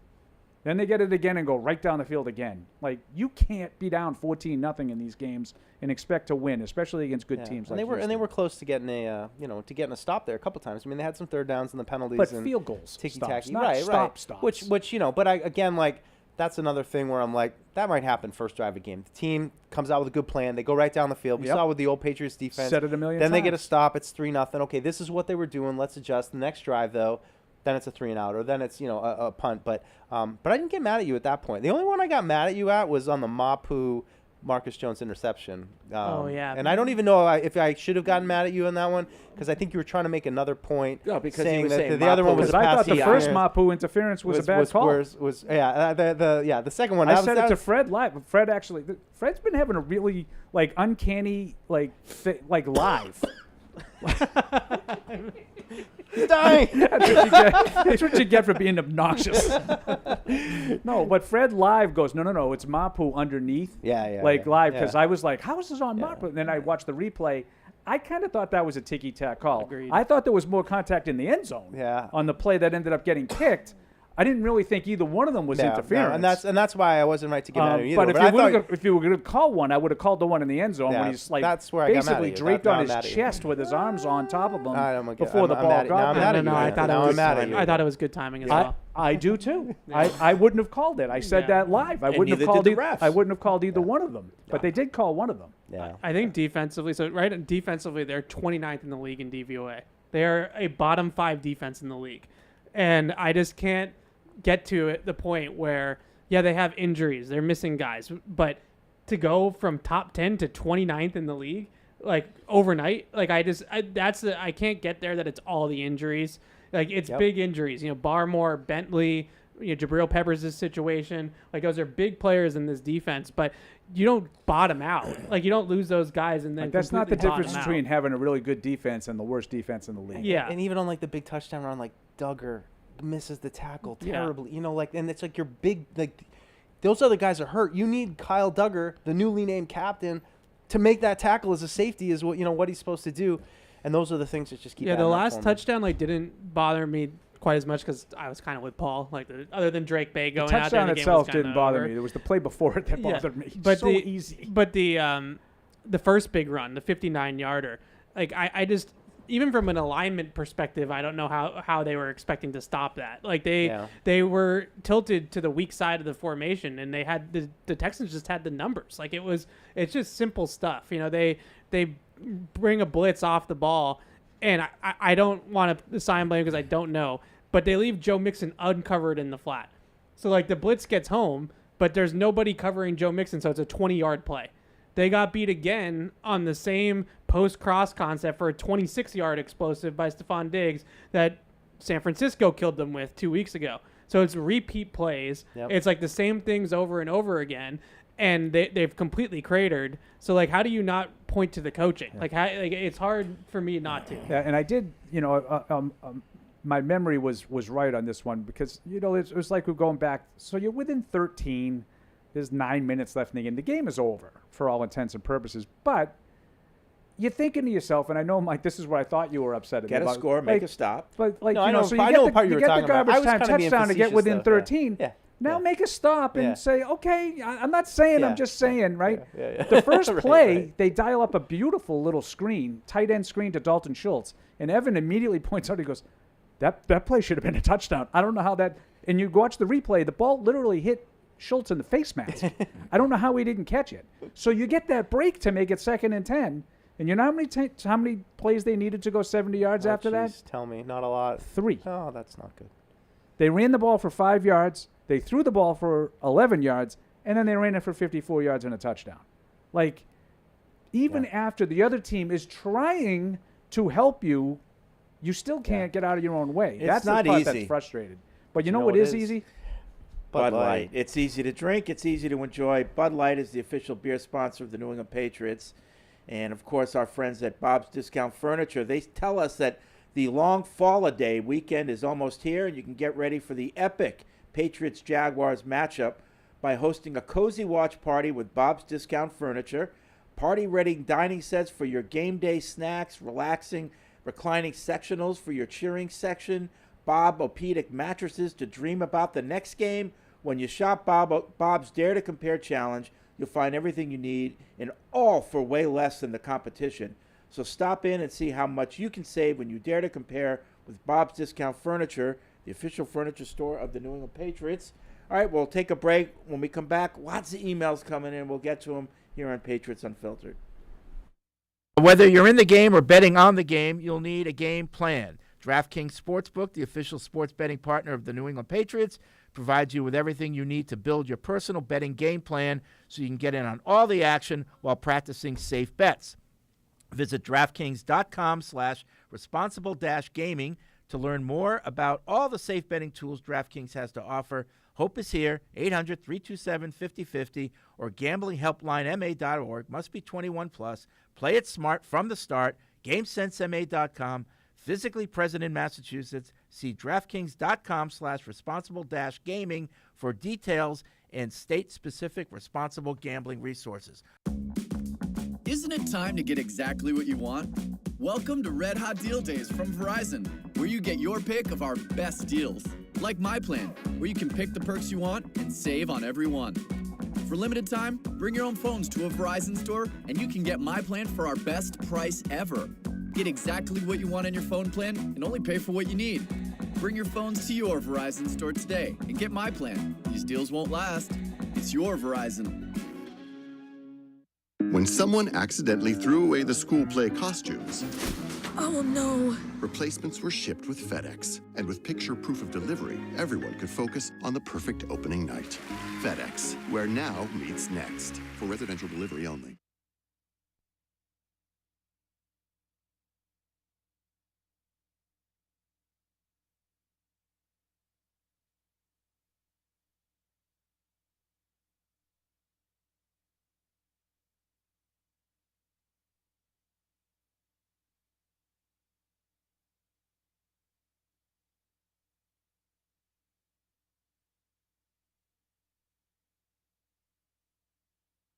All right, good morning. Said this last night, obviously disappointed in our performance overall. We just got to play better early in the game. Had a lot of penalties that just, nothing good comes from that. I would say in the second half, it kind of settled down as far as the penalties were concerned, but we just can't play that way. Defensively, I would say just big plays. Big plays killed us. They had 2 runs that, were over 50 yards. You take those away, and it looks a lot better, but at the same time, like that's what the NFL is. You got to limit those big plays, and then offensively, we have to make big plays. I thought yesterday overall, Drake did a good job with his reads and getting the ball out. Was it perfect? No. Will he get better? Absolutely. But we got to do a better job, supporting, a rookie quarterback. Yesterday, the run game, something that we've been good at for the majority of the year, was non-existent, and we just got to get back to the basics. And with that, we'll open up for questions. We'll start with Christopher Gasper, followed by Doug Kide.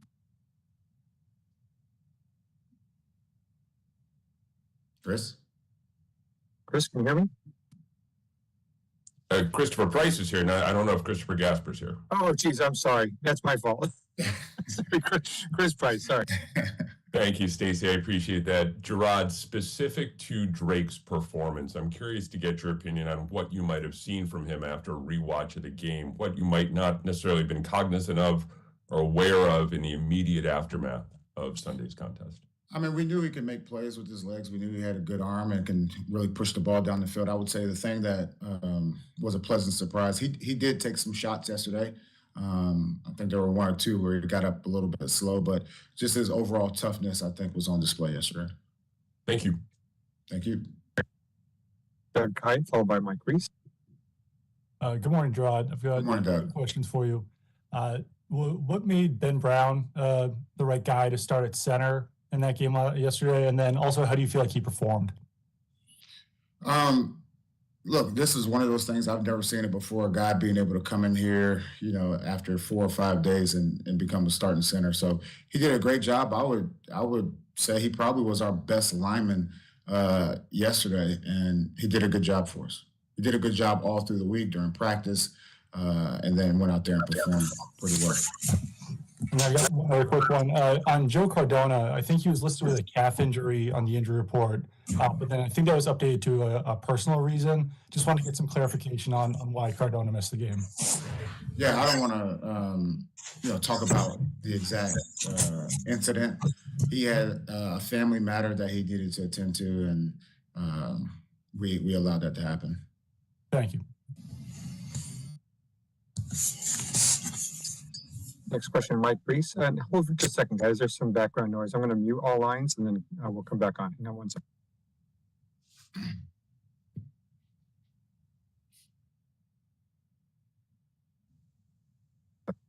Okay, we'll try that again. Mike Reese. Jerod, you mentioned the 2 runs over 50 yards. When you went back to watch them on the tape, what did you see that contributed to allowing those runs? Poor run fits, poor tackling, and then we couldn't catch them. And a game situation question that worked out for you at the end of the second quarter on the illegal shift penalty. When you, I think you didn't decline it to make it 3rd and 10. No, we declined it because it was a 7-yard. We thought those 2 yards would be beneficial if we had to kick the ball. Gotcha. That just wanted to follow up on that, and they end up missing the field goal, right? Yeah. That's right. Got it. Okay, thank you. Mark Daniels, followed by Ian Steele. Hey, Jerod. Good morning. Good morning. But some shuffling going on with your receiver depth chart of late. I mean, Tyquan Thornton, healthy scratch. KJ Osborne didn't play any snaps, and obviously Keishon Boutte played the most snaps. Just wondering if you could sort of, tell us, what's gone on to some of the shuffling and changes over the first 6 weeks with your receiver group. Yeah, you could put it. It's the same thing that we're going through with the offensive line. I think, when I look at the film, it's Boutte, it's Pop, it's Osborne, and we need the rest of those guys to step up and make plays. Thank you. Thank you. Ian Steele. Morning, Jerod. Pop Douglas. Sorry. I meant Bourne. Did I say Bourne? Sorry. You said Osborne. I meant Bourne. Sorry about that. Just to clear it up. You need everyone else to step up. Yeah. Gotcha. Talking to Pop Douglas in the locker room yesterday, kind of to the point about the receivers, Pop mentioned that he understands that the offense is young and that they all need to grow together, so to speak. Is that something that you, the coaching staff, are cognizant of? And what's it like to just hear from a player taking kind of accountability, looking around the room and, taking those steps together as a group? Have you seen that before, maybe in your career? Look, you want to go out there and be able to play, with a certain set of guys for the season. Obviously, through injuries and things like that, stuff pops up. That's why I always preach to, some of the backup players to prepare as if you're the starter. But I understand, whether we're talking about receivers or linebackers, whatever, you want to have that level of being comfortable with the guys out there with you. And, we got to steady the ship at some point in time, whether we're talking about the offensive line or the receivers. But we definitely need to settle the ship. And, having Drake out there, you could throw him in the same bucket. He needs to get on the same page as the receivers, the tight ends, and the backs, and that comes through just playing alongside each other. Next question, Doug Kine. Do you have any update on the severity of Vidarian Lowe's injury? Talking about the offensive line. He's supposed to get a MRI this morning. So, how do you feel? Like, obviously, Zach Thomas hasn't played a lot of tackle for you guys. I think we've seen him in guard in practice. How do you feel like he was able to go in there and perform? I would say there were some ups and some downs. Once again, just like you said, he hasn't done it a lot for us. But just being ready on the sideline and hopping in there against two good defensive ends, I think he did okay. Thanks. Sophie Weller, followed by Mike Reese. Hi, Jerod. I wanted to ask, you were very critical of the defense last night. Now that you've had some time, what specifically was kind of the biggest issue last night, did you see? One thing I would say is, the turnovers and the field position, they were put in some tough situations. I would say our red area defense was poor. And then really just the big plays after that. Two final questions, Mike Reese and Dakota Randall. They gave you an opportunity to return quite a few kicks, Jerod. I wanted to get your thoughts on what I don't know if you get a chance to watch a special teams tape, but how did you feel like you guys handled that? And was that something that was a surprise to have? I always watch all the film, offense, defense, and special teams. And I would say that's just Houston saying, look, we're tougher than you guys. That's the reality of the situation. If they kick it like that, they're saying, all right, you're not going to get past it. You're not going to get past the 30-yard line. And we just didn't show up in that phase of the game. Last question, Dakota Randall. Hi, Jerod. Just wondering what you've seen from Jalen Polk early this season and maybe what's contributed to some of the struggles he's had early on. I think he just, he needs to get over this mental hump. You gotta eliminate the drop passes. You gotta be better blocking, which he did a great job in college at that. And at times throughout the season, he just has to continue to grow. He has to work harder. He has to pay more attention to the details. And we fully expect him to grow into a receiver that's dependable on run and pass downs. Thank you. Makes sense.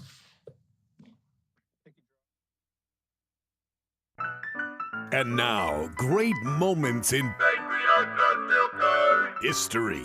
The media in Green Bay and how they treat you in Green Bay versus in New York Yep. and how they treat Huge. you in New York. Oh, yeah. And what's... Which is and- another reason why I'm not sure it'll work. Yeah, the first slip up, they'll be all over him. And They'll be when on the he- cover when of the he Daily comes News out with and the this little Post. scotch and relax, Yeah. What is this? they'll be like, Hey, F buddy. you, don't tell me when to Hey, relax. buddy. I'll relax when you get them in the playoffs. How's that sound? That's the kind of adversarial relationship there can be. Remember your boy, the urine stream. Yeah, Metamita. Oh, man. I think he's out of the business. Minish Wow, Meta. he's out of the business. Well, I forgot he about broke him. enough journalistic rules to be out of the business. Yeah, the Jets broke him. I don't know. I know it could easily go the other way, and they could be in the Super Bowl next year. Nobody would be that shocked. But it's not. I feel like it's being taught like they're a top 10 team in power rankings and all this stuff, and it's being talked about like it's like guaranteed that this is going to work out. But I think they're thinking about like Bryce Hall being back. Like. Yeah, that doesn't move the needle for me. Well, who do you think? But I agree. I agree with what you're saying. I'm just saying I don't. Who would you pick, them or Miami? Just take Patriots out of the take Patriots and Bills out of the situation. Who do you think's the better team between the Jets with Aaron Rodgers and Jets? I think Miami. What? I think Miami. Based on what? Their talent. Man, the Jets defense. Now, if you're asking me who I'm going to invest in, I think there's a better chance that Aaron Rodgers plays 17 games than Tua. Yeah, that's a big one. Right. But if I think at full strength, I think Miami's better. Yeah. That's okay. You don't have to agree. He's disgusted at me. You see that? I'm he just, turned the other way like, this guy. That's another great moment from All right, back here on Patriots Unfiltered. 855-PATS-500 is the TPX hotline. Podcast at patriots.com is the email address. Can I just say that I predicted Aaron Rodgers would play 17 games and he played 0. That was last year, right? 4 snaps. He played 4 snaps. Good call, Paul. Let's get nice to job. Let's get to more some than 2 this emails. year. Jeffrey in Canada writes in. He says, "I'll plug my nose and ignore the coaching and defense this week. May was fun to watch. We've learned that no socks is Larry David. He's never happy. I've known Paul's role on the show and respect his voice of reason, but it's been 5 years of awful. Let us just have 1 week." Yeah. I'll admit that's where I was. That's where I am. Yeah. I'll admit that Drake had some rookie plays and mistakes, but let's review the turnovers. Interceptions belong to the quarterback no matter what. The fumble he had less than 2.5 seconds after the tackle, 75 got beat instantly at the snap, and the defensive end is hitting him as he starts his throw. I'm told that 100% that's May's fault. That's not true. Many quarterbacks, young and old, fumble on those types of plays every week in the NFL. If it's Rodgers or Mahomes, that's the O-line's fault. And I'm also 100% on the quarterback is strong. That's strong. I say 50-50. I'm also impressed that May can basically recite every play in the game at the press conference. Yeah. If that was impressive, then I should have a statue. Yeah, that's true, Paul. I don't necessarily discount that, though. Who were we talking? I think it might have been T.C. McCartney, the quarterback's coach, said that in the preseason, May would come off the field and they would ask him, what did you see out there? And he would recite exactly verbatim what happened on the field. And McCartney pointed out that that's good. That's what you want. If he comes to the sideline and he's like, I have no idea what they're doing. That's what separated Brady. Yeah. Like Bill used to ask Brady what the coverage was, what he saw, and then they would watch the film, and more often than not, Brady had it exactly right. Yeah. Right away. Yeah. And that was one of the things that really impressed Belichick about Brady. Absolutely. And strip sacks are partly on the quarterback. To say it's 100% on the quarterback, unless it's like one of these where the guy's running like this with the ball and the guy just knocks it out. If you're in the act of throwing and you get blindsided and the ball gets hit and comes out, now partly that's on the quarterback because you have to be more aware of the pocket. Yeah. But to put it 100% on the passer when you're getting hit as you throw is that's not fair. No. I'd say 50-50. I thought that was one of those double clutch situations that we saw in training camp where he had the hitch on the outside to Booty as like a quick throw to get the ball out quickly. That's good. And he kind of double clutched it. I remember that now. Yeah. The training camp double clutch. Yeah. I remember that. Yeah, he just wasn't 100% and double clutched a little bit. And that extra split second is obviously ends up being the difference on the strip sack. The tipped interception is unlucky. I don't put that on It's him. unlucky that it's intercepted. It can't get tipped. Like Fred? Yeah. Well, the cut block's got to be better. Correct. Yeah. That was total system breakdown. Yeah. But it turns out to be a turnover for an unbelievable play by their guy. Yeah. Like, that's a great catch around the back of a player. And I just thought it was the cut block wasn't there. It gets tipped up. I can't tell you how many times I've seen that. But I blame the quarterback on those. You got to look for your passing lanes. You got to be aware that there's a guy coming at you and you just can't throw it through him. I don't know. It's tough. It is tough. It is the tough. fact that it's a turnover is not on May, but that was just an unbelievable play. But who was it recently? I don't know if it was Zappy or like in an inordinate amount of tip balls at the line, and that the quarterback has to take responsibility for those. I don't know if it was Mac Jones. This wasn't necessarily a tip at the line, though. I would agree if it was like a traditional drop back and he got it batted down at the line of scrimmage. Right. But the left tackle is supposed to execute that cut block, and it's a screen out to the perimeter. So he's just catching and throwing in that situation. So if you could execute the cut block, then Will Anderson's on the ground instead of in the passing lane. Yeah. And sometimes it's just the other guy makes a really good play. Yeah. I think Will Anderson made a really good play on that. Okay. And there was one so, earlier. So none of them were May's fault. No, That's two great. of them. That's good to know. 1.5. And again, I'm not completely absolving May on that play. I Yeah. just would say the fact that it turns out to be a turnover isn't necessarily on him. Yeah. But I would say sometimes, like to Evan's point, when you make those quick screens, like the job is supposed to be catch the snap and throw it. You're not reading anything. Right. The job is to get the ball into the intended receiver's hands as quickly as possible. Daniel Jones threw one of those in the very first week of the season.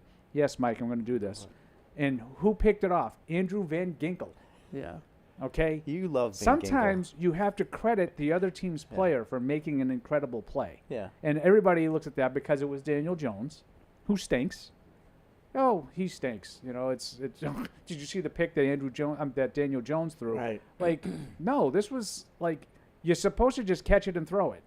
Yeah. It's the blocker's job to make sure that Will Anderson's not in the passing lane. Right. Zach Thomas. That's Zach who it Thomas. was. Probably. Yeah, it was Zach Thomas. I don't hold it against Zach Daniel Thomas. Jones He's of- like the fifth string Right. left tackle. Yeah.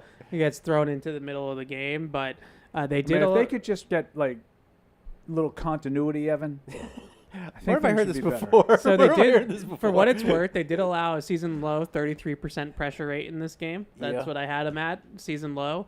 I not to toot my own horn, but when you have a quarterback that can make some plays back there, all of a sudden the pressure doesn't look as I think bad. it's more about your other thing Which that one? you talked about, the way Houston played them. But Houston brought some pressure in this game, and they did a decent job. Like, they didn't allow any free runners through the A and B gaps like we've seen in the past. They were inside out pretty much the entire game. They got beat one-on-one by Anderson and Hunter, who are two good players. You know, so they got Do you beat think, one-on-one. well, it's the Jaguars. I guess they got one good edge rusher on the team, but do you think we'll see noticeable improvement on the offensive line this week? No. I don't know who's going to be playing. I don't know how you can anticipate that until you see it. Yeah. They are 30th in the league in pressure rate. Like, they don't pressure the quarterback No, very and much. it's those two guys on the end are the only two, and they don't have a lot of sacks. Yeah, and they don't blitz very much. Walker and Josh. So Allen. it's a good Hines matchup Allen. in that case. Yeah. Brian Hines. Joe Brian writes Hines in, Allen. personally, I don't care about mistake-free, clean decision-making this year. I just want to see as many examples of Drake May ceiling as we can. I don't care how safe he can play if he can't make plays. All playing smart will do is delay finding out if he translates to the NFL. I agree. He was. I don't. He let it rip out there. That's for sure. Like, that was not like a kid gloves, training wheels performance where he's not throwing the ball into tight windows or down the field or anything like that. He was playing. No, I totally agree with that, but I don't want him just going recklessly trying to see how many plays he can make. Oh, the word reckless, of course not. Well, he's just saying let it rip, let him make all the plays. I don't care about playing it safe. No, there's times that's part of playing the position. There's times you need to know but that. I don't want to have a conservative game plan where it's Oh like, no, yeah. I like that, but that's not the same thing. Well, that's what I think he's talking about. Okay, maybe you're right. Yeah. Speaking of Fresno, I won't bog it down with a Fred Paul argument. Those not feeling it? those No. first two scoring drives with Diggs and Dell were like a litmus test showing the talent deficit. If the season was over today, whose seat is hottest? Wolf, Van Pelt, or Covington? To me, it's Wolf. Injuries, etc. aside, the roster is unacceptable. Yeah, but he had like one off season. Can we operate under the premise that probably none of those people is really dealing with a hot seat? Yeah, I don't understand all the questions. I don't think they are. If you're gonna say that, I would say in order: Wolf, Covington, Van Pelt. Like in terms of who would be in trouble first. Like the roster, the defense to me is far more disappointing than the offense. Yeah. And that's how I would rank them. I don't think any of those three deserves to or is on the hot seat. Yeah, I'm writing the mailbag this week, and I was getting the questions ready today. There's so many questions about those guys being on hot seats, and I'm like, guys, it's it's year one. Like it's really And year it's week 0. 6. Like and For them, it's year one of a rebuild, though. That's like right. you're gonna blame Elliott Wolf because he didn't plug every single hole on a roster that was decimated when he took it over. Like, let's not forget that they won 4 games last year and were the 3rd overall pick in the league. Like, you can't fill everything in one offseason. Yeah, I mean, the one criticism I think is fair is just not identifying someone decent at tackle. Agreed. And the person he identified was not good. You know? Yeah, that's a second guess. I think that's absolutely worthy of a second guess. Like, they didn't do anything really to adjust the offensive Was line. there anything they could have But like, done there was about? only so much you could do overall, you know, and you know, re-signing the guys they had, you know, wasn't a bad decision because you need some stability. You know, you can't, and you didn't want a whole bunch of guys on the team going in disgruntled or whatever. You know, you had the money. It's not like it hurt them to do anything else. They were willing to spend on Ayuk. He just didn't want to come here, period. Like, they were going to give him more money than anyone. He just didn't want to come here. You probably dodged a bullet with Ridley. Yeah.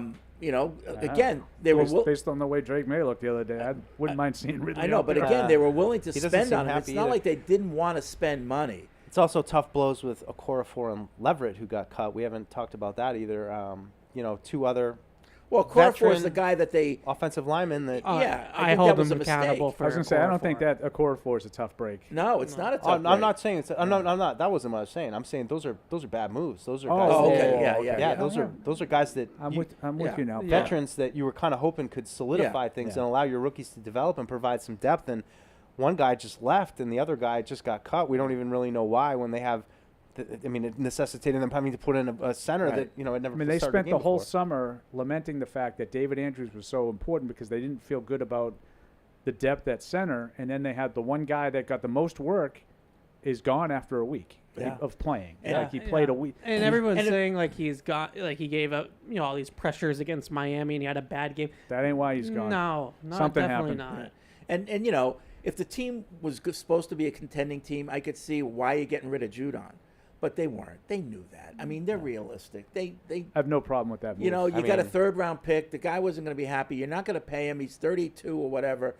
You know, like it was probably a good move for a team that wasn't going to contend. No, we're going to like that 3rd round pick. I love it right now because think about him in this return. defense. Oh yeah. No difference. I mean, I don't think he would make a single bit of difference. So I don't on this think the defense right now. offseason was the disaster for Elliott Wolf that some people think. Oh yeah, I'm a little different on that, but the Judon move might have been his best move. Yeah. I just look at tackle, and the second guesses to me there are, could you have taken a flyer on like Mackay Becton? Is like the name that comes to top of mind for Or me. Tyron Smith. Because Tyron Smith I don't think was necessarily coming here. But like Mackay Becton's a former 1st rounder, has Pedigree, reclamation, all the traits. Yeah. So like you can still sign Chuks Okorafor as like the veteran, but like what if you have Mackay Becton in here in training camp? Like maybe he was the 11th overall pick in the draft a couple years ago for a reason. Like maybe you get something out of him, and then obviously they missed a tackle run on day 2. So none of those guys are playing lights out in their teams, that were drafted ahead of Caden Wallace, but there were 4 tackles drafted ahead of Caden Wallace, and you took the 5th tackle. So that's a fair second guess as well. Yeah, I just thought there were avenues that they could have tried, and I've heard the Tyron Smith one a lot. Like he wouldn't have come here. Like at least with Ayuk, I have some reporting that indicates they offered him X, and that was more than anybody else, and he didn't want to even talk to them. Right. I haven't really everybody just says Tyron Smith wouldn't come here. Yeah. Did they ask him? I don't know. I don't think Did so. they talk to him? I don't Because I know. never saw any reports that they even looked Yeah. into it. No. Jonah Williams too. I haven't heard that they were Jonah interested Williams, in him either. I don't know if you know this, but he got hurt in Arizona, which means that was a good move that you didn't sign him. Right. Which I have no idea why those two things correlate. People do that though. He would have got hurt here too. How do I know? Right. Yeah, You don't know Now that. listen, based on the way this year has gone for the offensive line, yeah, he probably would have because everybody else is getting hurt. Yeah. But like, there were avenues to take. Yeah. And they chose not to take any of them. They could have tried to get up into the end of the 1st round for a tackle. Like Kighton, They yeah. didn't do it. Evan just talked about the run on tackles that went between when they picked in the 2nd round and Wallace. They didn't do any of those guys. I mean, Washington picked up a guy that was kind of just there, but he played left tackle in college. I don't know if he's any good, but they're doing all right. Yeah. Because at least he played left tackle. Now maybe I just don't understand why they decided we're not going to address it at all.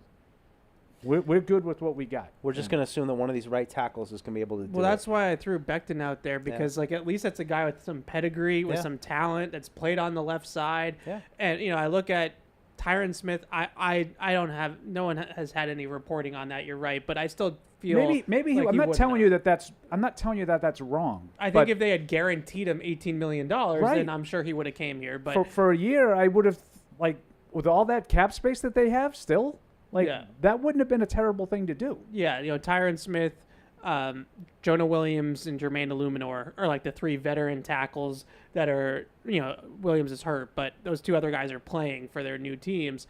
But our Illuminor is really a right tackle / guard. He's kind of like an Onwenu. You know, can play guard, can play right tackle. He's not a pure left tackle either. But it wasn't a great class in free agency, so you had to attack it in the draft, and they just kind of waited. Like they didn't go out there and really address it. And no offense, but hindsight, like Jalen Polk hasn't been all that great. No. So now, you know, you look at that pick too, and you say, well, should they have gone tackle then receiver? You know, so it's just that was the big second guess. Let's see, who's this? Emailer. Who are you? Richard writes in.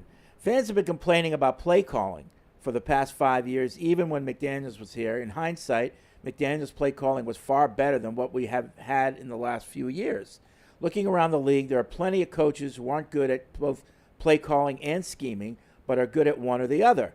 At the end of the season, if AVP turns out to not be good at play calling, do you think the organization would consider finding someone else to help him?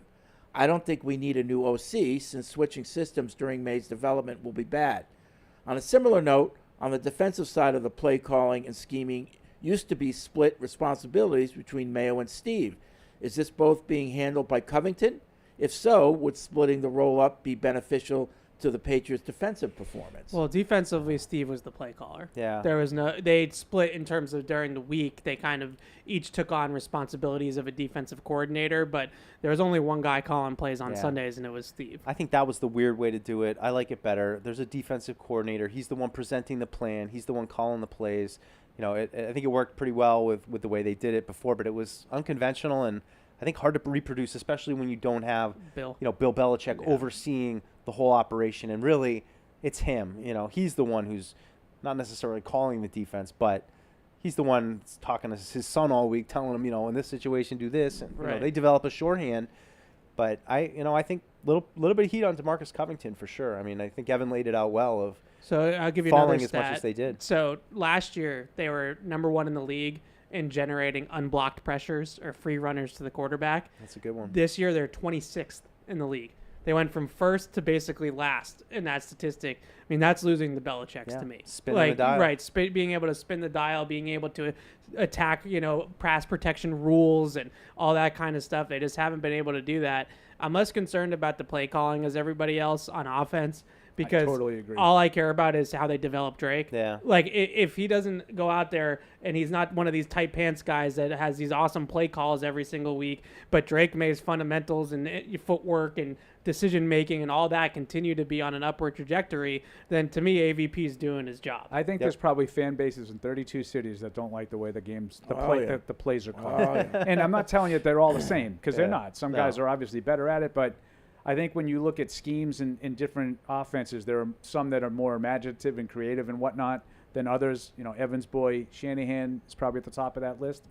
But there's always times where you're like, why are we running the ball there? In the like, second half. Houston put 41 points on the board. I sat there at times, I was like, they're like begging the Patriots to stop them with some of these calls that are setting up third downs with like run early, you know, like.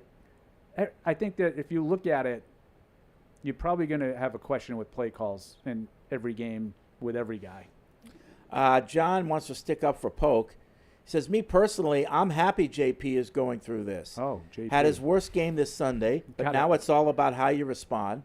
I felt the same when everyone was going in on Ramondre about his fumbling issues, and I had faith he'd respond well to the adversity, which I think Polk has the kind of character that he can bounce back.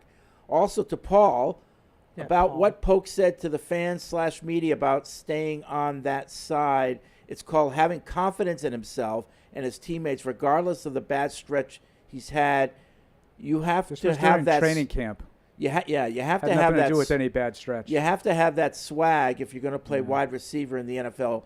Go cry about it on your other shows. Oh, yeah. I like it. It's well, he's got it wrong. It's before he ever even stepped on a field, he was telling people he didn't want them to root for him. Yeah. You're not with us, you're again. Like, I would just That's rather like I feel like we always harp on like how does he handle adversity, and I get it because it's out there is going to be adversity, but it'd be cool to just like have a receiver that's just good. That like, you know, his adversity purely good. Yeah, like his adversity is like, oh man, like, you know, he had one bad play like where he dropped a third down, but he had 150 yards. Right. Like, you know, I would like that kind that's of why adversity. I said I'm not worried about the drops unless it becomes a thing. See, like Paul, I haven't seen that's him what drop. Paul the ball. wants that thoroughbred. Like even Edelman, great receiver, Patriots Hall of Famer, but he's not what you would consider that thoroughbred. No, he wasn't. Yeah, no. You want he needs Randy the Moss. thoroughbred to make him great. Yeah, we you had want Gronk. Yes. Yeah. You Like, want Randy You know, Moss. Welker had Moss. Yeah. Like that's yes. Yeah. I think that you need. I mean, that you need them all Yeah. to be great. To be what the Patriots were, a dynasty. Yeah. You need them all. Yeah. But it's hard. Or it's Tom hard Brady. to have the best one be sort of limited in his skill set. Right. That's what my concern is, and I just want to state it again. I am not giving up on Jalen Polk. I think that he showed a lot of physical ability, toughness. I think he's a good football player. He's fighting through whatever he's fighting through right now. I am not giving up on him the way I was just accused of my shows. I have heard that on EEI yesterday. They were really, Jones and Keefe in the midday yesterday, I caught a lot of. Yeah. They were like really worried about, is this guy, because they both really liked Polk coming out of camp. They were both really high on him. And now they're like, you know, do we miss on this guy? Is this the latest second round bust? And I'm like, it's 6 games. What are we doing? I know. I'm not there yet. I just I'm not still anywhere say close to not that. every game has been bad for him. No, well, No, I totally agree. It's just more curiosity, like as Evan laid out. It's weird, like the things that you thought he'd be good at, he's not really doing, but he's doing he is doing the things you didn't know he could do, and it's just a strange situation for me. I haven't given up on him, but like he him needs to winning get down the field on like vertical routes, I did not have on my bingo card. Like him running by people, I did not think he was going to be able to do. He's showing that he can do that on tape. He's just not catching the ball, which is what I thought he could do. So I'm just all Maybe confused. he's just like, I'm open, and then he freaks out. But I would just say, like, with regard to the comments from training camp that we're saying, well, that's swag. Like, I understand there's a level of that at that position, the confidence for cornerbacks, wide receivers that comes with it. I think coupling all I didn't get my panties in a bunch when he said it during training camp, but I'm now using that as part of a couple of other examples where he's tweeting about how he was wronged by the officials after the fact on consecutive games in San Francisco and against Miami. Right, get over it. And I would put those 3 things now in the same bucket and say you're concerned about things that aren't important. Right. Put your focus back on getting better and improving. I hope there's somebody telling him that. So that's my point about the comment. Not, I don't want a guy showing swagger. That comes with that position. They're divas. Wide receivers are, that's the good ones. Yes, Divas. they're a lot. Like Mike hates Stephon Diggs. I was going to say like Mike's but favorite. but he absolutely is. Would have taken him on his team, say, 5 years ago. Sure. Yeah. When he's catching 110 passes a year. Jack and Inaba writes in the 20. We were just talking. No, it's all right. You just No, pulled no, the I mat. was just going to pulled back the up mat. Paul because you when you went into that thing about Polk, you were kind of saying maybe this is one of my crazy things, and as a Jalen Polk fan, like I kind of hear what you're saying, Paul. Again, I'm not dismissing that at all. In and of itself, him saying, well, it's kind of cliche. Like, I know not a lot of people believe in us. It's Rodney Harrison. That's in and of itself, that's fine. I'm adding that to the bucket of gesturing to the big screen when your foot was clearly out of bounds, and obviously you don't know the rules, and you're not even in the huddle getting the next play until they all basically had to drag you back over that. Like, worry about things that are going to help, not this. I just didn't expect it to go this way for him because he's getting open. So I was expecting it to go the other way. Like, I thought he was going to have a breakout game here at some point, especially once Drake May got in there, and then he just started now. And I think London, I baby. think that could happen with Drake JP May. London. I again adamantly I am not I'm not out on Jalen Polk. But I just felt like when it Perillo, not out on I'm not out, not out on Polk. I felt like when it dragged into like the next day, I'm like, this guy's trying to gaslight us. I'm like, it wasn't it. Like, I'm like, am I wrong? Like, was he actually about, like, what is the rule? Like, I started to question everything. I wondered when it kept going, and I was like, no, well, the just one say, in San Francisco was even worse. Yeah, oh, yeah. Like, at least the one in the back of the end zone, like, you can see he gets one foot down and the toe is down. Yeah, touchdown. Before his foot comes down. Not now. The one in San Francisco wasn't really even that close. I know. Bizarre. That's what I kept and feeling. he's tweeting out still shots the next day. And I'm like, I like them. They need them. Did I see this wrong? Get going, kid. Get going. Jack in Ann Arbor, in 2024 draft, the Patriots traded down in the second round with the Chargers. The Chargers then selected Ladd McConkey, and a few picks later, the Patriots selected Polk. Did the Patriots make a mistake by trading down and not selecting McConkey? No, they made a mistake trading down, not taking a tackle. Yeah, if we're gonna second guess it, I would agree. It'd probably be about the tackle. The whole Ladd McConkey thing, like, he's a really good route runner. He's fine. I don't know. They have a lot of Ladd McConkeys, I feel like, and they were trying to get something a little bit different. Someone who's a little bit more physical that could win down the field and not another slot receiver. They have like 16 slot receivers, right. You know, so I'm not. Yeah, and I would take Ladd McConkey. I think, Fred was high on him. I think he's a good player, but I would rather have had a tackle with that spot. I've been on McConkey for 3 I know, years. Fred. What was that? Were you just like randomly watching football like 3 years Yeah, ago? that's And like how all I of a sudden do you're it. like, Ladd McConkey. I'm like, that's not a real person. How is It's- anyone named it's Ladd the name. McConkey? It's the name. Ladd McConkey. Who's the linebacker? Steel Chambers. Steel Chambers. He also has Oh, yeah. 19 catches for 219 yards through 6 games, so it's not exactly like he's letting the world on fire. But Yeah, I think he got hurt too. Would that qualify as our leading receiver? Right, it would. no, Pop Douglas has more. Really? You know, if we take out the second half on Sunday, would that qualify as our leading that's too receiver? much. I mean, that's cheating. What are we doing? If you take away his best half, do it. Well, he also played one less game, right? bye week. Yeah, he only has Bye week. 5 games. How are you working bye weeks into this already? It's You're called crazy. having You're a feel crazy. for the league with regard to anything but picks. Was Pop it a Douglas bad is week at again for you, 245. So What is? So he has 20 more yards in one more game. 24 for 245. So I would just Ladd McConkey. I think he's fine. Like I just think and we talked about this a lot heading into the draft. We all agreed quarterback had to be one. We all felt they needed a tackle and a wide receiver, and you had a better chance of getting a wide receiver who can contribute in the third round than a tackle who can contribute in the third round. And that's not revisionist history. We all said that at the time. I just said it's like a philosophical thing for me where I just really do strongly believe that you build through the trenches. Like, quarterback's different. Like, when you're at the top of the draft and you have a guy as talented as Drake Maye, you have to take the quarterback. But from that point out, I believe in that offensive line, defensive line. Like, that's where the good teams now in the league are winning. Like, you look across the league at who are the best teams in the NFL. They're all the best teams up front. Like, it's none of these teams that the Miamis of the world or whatever that are these finesse, teams that are built around receivers and things like that. The game is won in the trenches. It's Detroit, it's San Francisco, it's Kansas City, it's Baltimore. I don't think San Francisco is very good up front. I think they have an exceptional left tackle, and that's it. Well, their offensive line might not be what it used to be, but like their defensive line is still great, and they have a great scheme of how they block things. Yeah, and I would up just front, say, like, so. if to Evan's point, like, if they just had some veteran guy, like, I'm going to say Trent Brown because he was here last year. I don't want Trent Brown. You guys know what I think of Trent Brown. But if they had some Trent Brown like that, you could just say, okay, so if we don't get a tackle in the draft, we can always plug in this guy who's in year 7, year 8. He'll be serviceable. They had literally no person on the roster who ever played the position. Yeah. Like, that to me is neglect. Like, you can't possibly expect it to be much better than it's been through the 6 games when you literally didn't have anybody who ever played the position before. Right, like, is Chukwuekorfor to Vidarian Lowe to, like, they're all the same. They've never played. Yeah, they're all at the same kind of level. I mean, Vidarian Lowe's been the best one that they have. He just can't stay healthy. Like, it didn't need to be Trent Williams, to use Evan's example of San Francisco, who's a Hall of Famer. It didn't need to be that. Yeah. But you had nobody. Christian writes in my opinion, Evan is way too pants off for Drake Maye to give a proper review of film. It's like, Evan. It's like a dad playing nepotism with his son on the football team. A good in-between of Greg and Evan would be ideal. Bring Eric back since he doesn't care either way.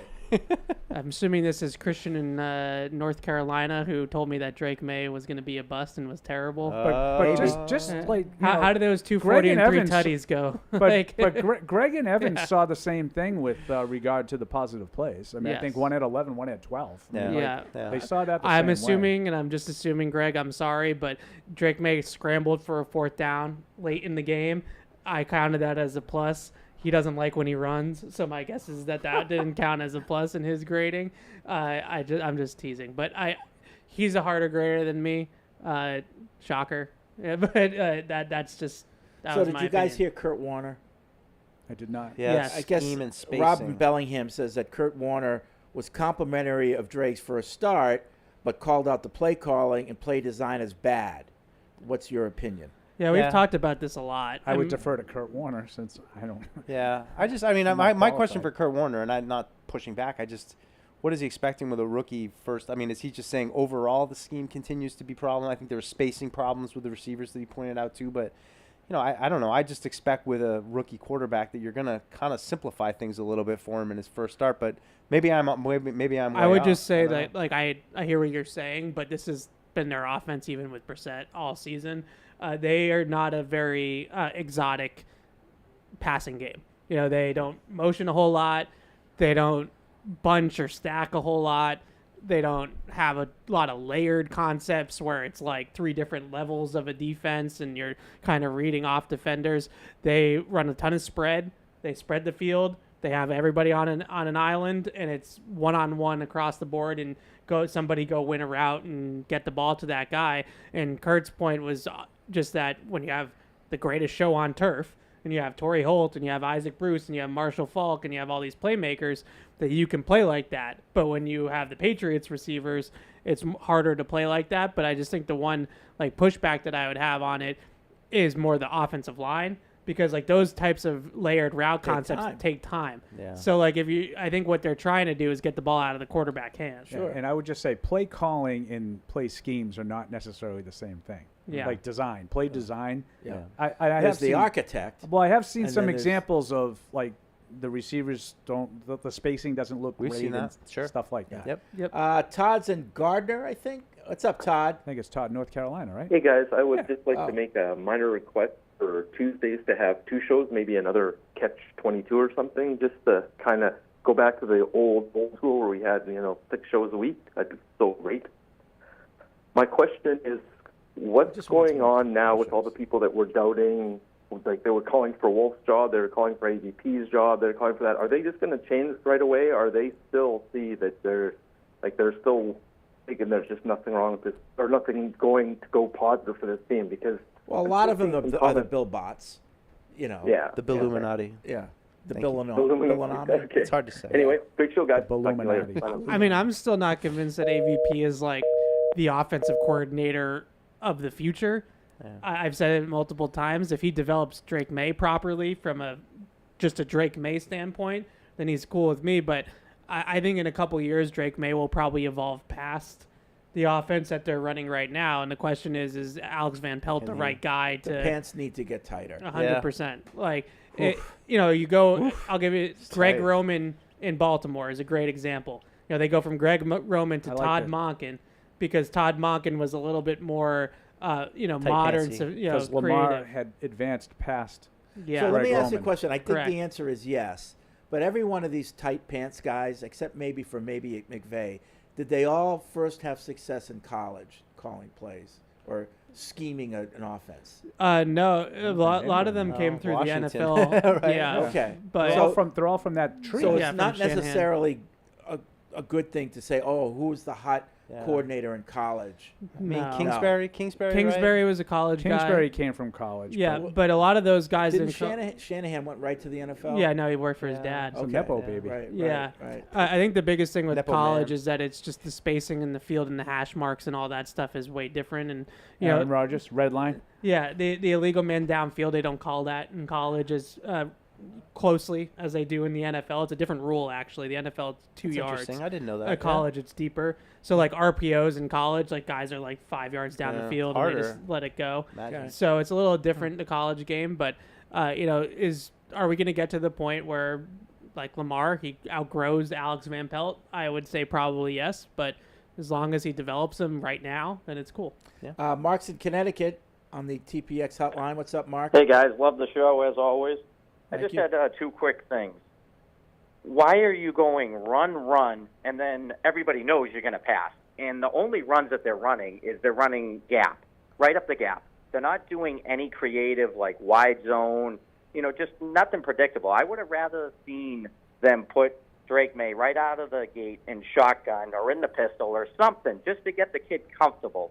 And then the other thing is, and I keep harping on it, Caleb Jones. We need to get this big guy out there. This offensive line is terrible as it is. I don't think that the kid can be any more terrible than any of these other tackles that are out there. Why? Yeah. Why don't you Because think he could be can't- worse? Again, guys, you can't teach size. And the guy's long arms. But if it was just a it- requirement to be big to be good, then there'd be a lot more good left tackles, don't you think? You don't think he's good, though? I mean, you guys have seen him I mean, out there. I'm going to trust the coaches. They've tried like 5 guys there, and he hasn't moved off the practice We squad. talking about Wallace? Caleb Jones. Caleb Jones on the practice squad. I mean, maybe you'll see that him get up He's this week. 6'9". He's a huge human So being. everybody thinks because he's Bill 6'9", he Perry can said, play. If that was the Bill only Perry, requirement, I don't think you'd have a dearth of left tackles in the league. He wouldn't have been available. Mike Reed seemed to think that he was going to get elevated a while back. Okay, but he didn't. Yeah. So, I mean, is it just the coaches being wrong? And as far as like run, pass, that's the first drive of the game. The second drive of the game was pass Bootleg. on the first play. And then shortly after that, he ended up scrambling for a first down. So, like, they didn't have the shackles But on they're him. running a lot of No. gap only. No, they 'Cause- ran outside zone on the second play of the game. But I And how has outside zone been doing for them in general this year? they've hit a couple of them. Okay, I know Antonio Gibson hit one on Ramondre hit one too. Yeah, up the seam. The one defense I would give of AVP, who I guess I'm defending today. Thanks, Mark. I the guess one- I am too. I didn't places I didn't expect to find myself. that Cats and dogs. the living big together. thing, the big second guess from the Jets game was that they came out play action without setting up the run. So they ran it twice, and I think that they were trying to set up that bootleg action to Kendrick Bourne that they ended up hitting on the second drive. The problem was that they gained no yards on first and second down when they ran the ball. So if they get some positive runs out of the gate, and then maybe they're in a 3rd and 3 instead of a 3rd and 10, then first down would have been the bootleg. I had no problem with first 2 plays of the game being runs. Well, 37 pass attempts to 21 run attempts. Yeah, well, they were behind. No, I understand that, Yeah. but like, Yeah. you can't say that they ran too much when it's No. almost 2-1 pass No, in the they guy's were- first career start. So they script the plays, right? The first 15 are scripted. So the script was run, 3rd down. Let's hope we get 3rd down, and then play action pass on first And down. The first half was 16 pass attempts to 8 runs. Like, I don't think they ran too much. No, they couldn't. Now they did. You wanna like criticize because they couldn't run at all. Yeah. Like 13 carries for 19 yards for Antonio Gibson. Like, yeah, that's criticism. And if Mark is right, it's all gap and whatever. Maybe they should have tried something different. I didn't like the Sure. 2nd and 10 run. Like you run it on 1st and 10, 2nd and 10 runs are tough because now you're automatically thinking you're in 3rd and long. You know, unless you really get Well, I think they're probably thinking in terms of, we're going to get 5 or 6 here and set up 3rd and manageable. right. You That- know, that's like best case scenario. Like the Texans did on the drive before the Damian Pierce 54-yard run, screen off of Dalton Schultz's face mask, Right up 2nd the and 10. noggin. We're going to run for 5 and set up 3rd and 5. Yeah. Instead, the Patriots ran on 2nd and 10 and set up 3rd and 10. I can't believe we're defending Alex Van Pelt. All right, that's going to be it for this edition of Patriots Unfiltered. We'll be back tomorrow at noon. We'll be turning the page to the Jacksonville Jaguars. Big game coming up in Wembley Stadium in London. It's a great venue, beautiful venue. Let's hope the sod is good, or the peat. They have a lot of peat over there. It hasn't been great over there, but it is a great stadium. Yeah. All right, we will talk to you tomorrow. Thank you for downloading this podcast. Subscribe on Apple, Google Play, and everywhere else you listen. Like the show? Please rate and review us. Listener comments and ratings help keep us high in the podcast rankings so new listeners can find us. Be sure to check Patriots.com for more news and more podcasts. The world's original podcast.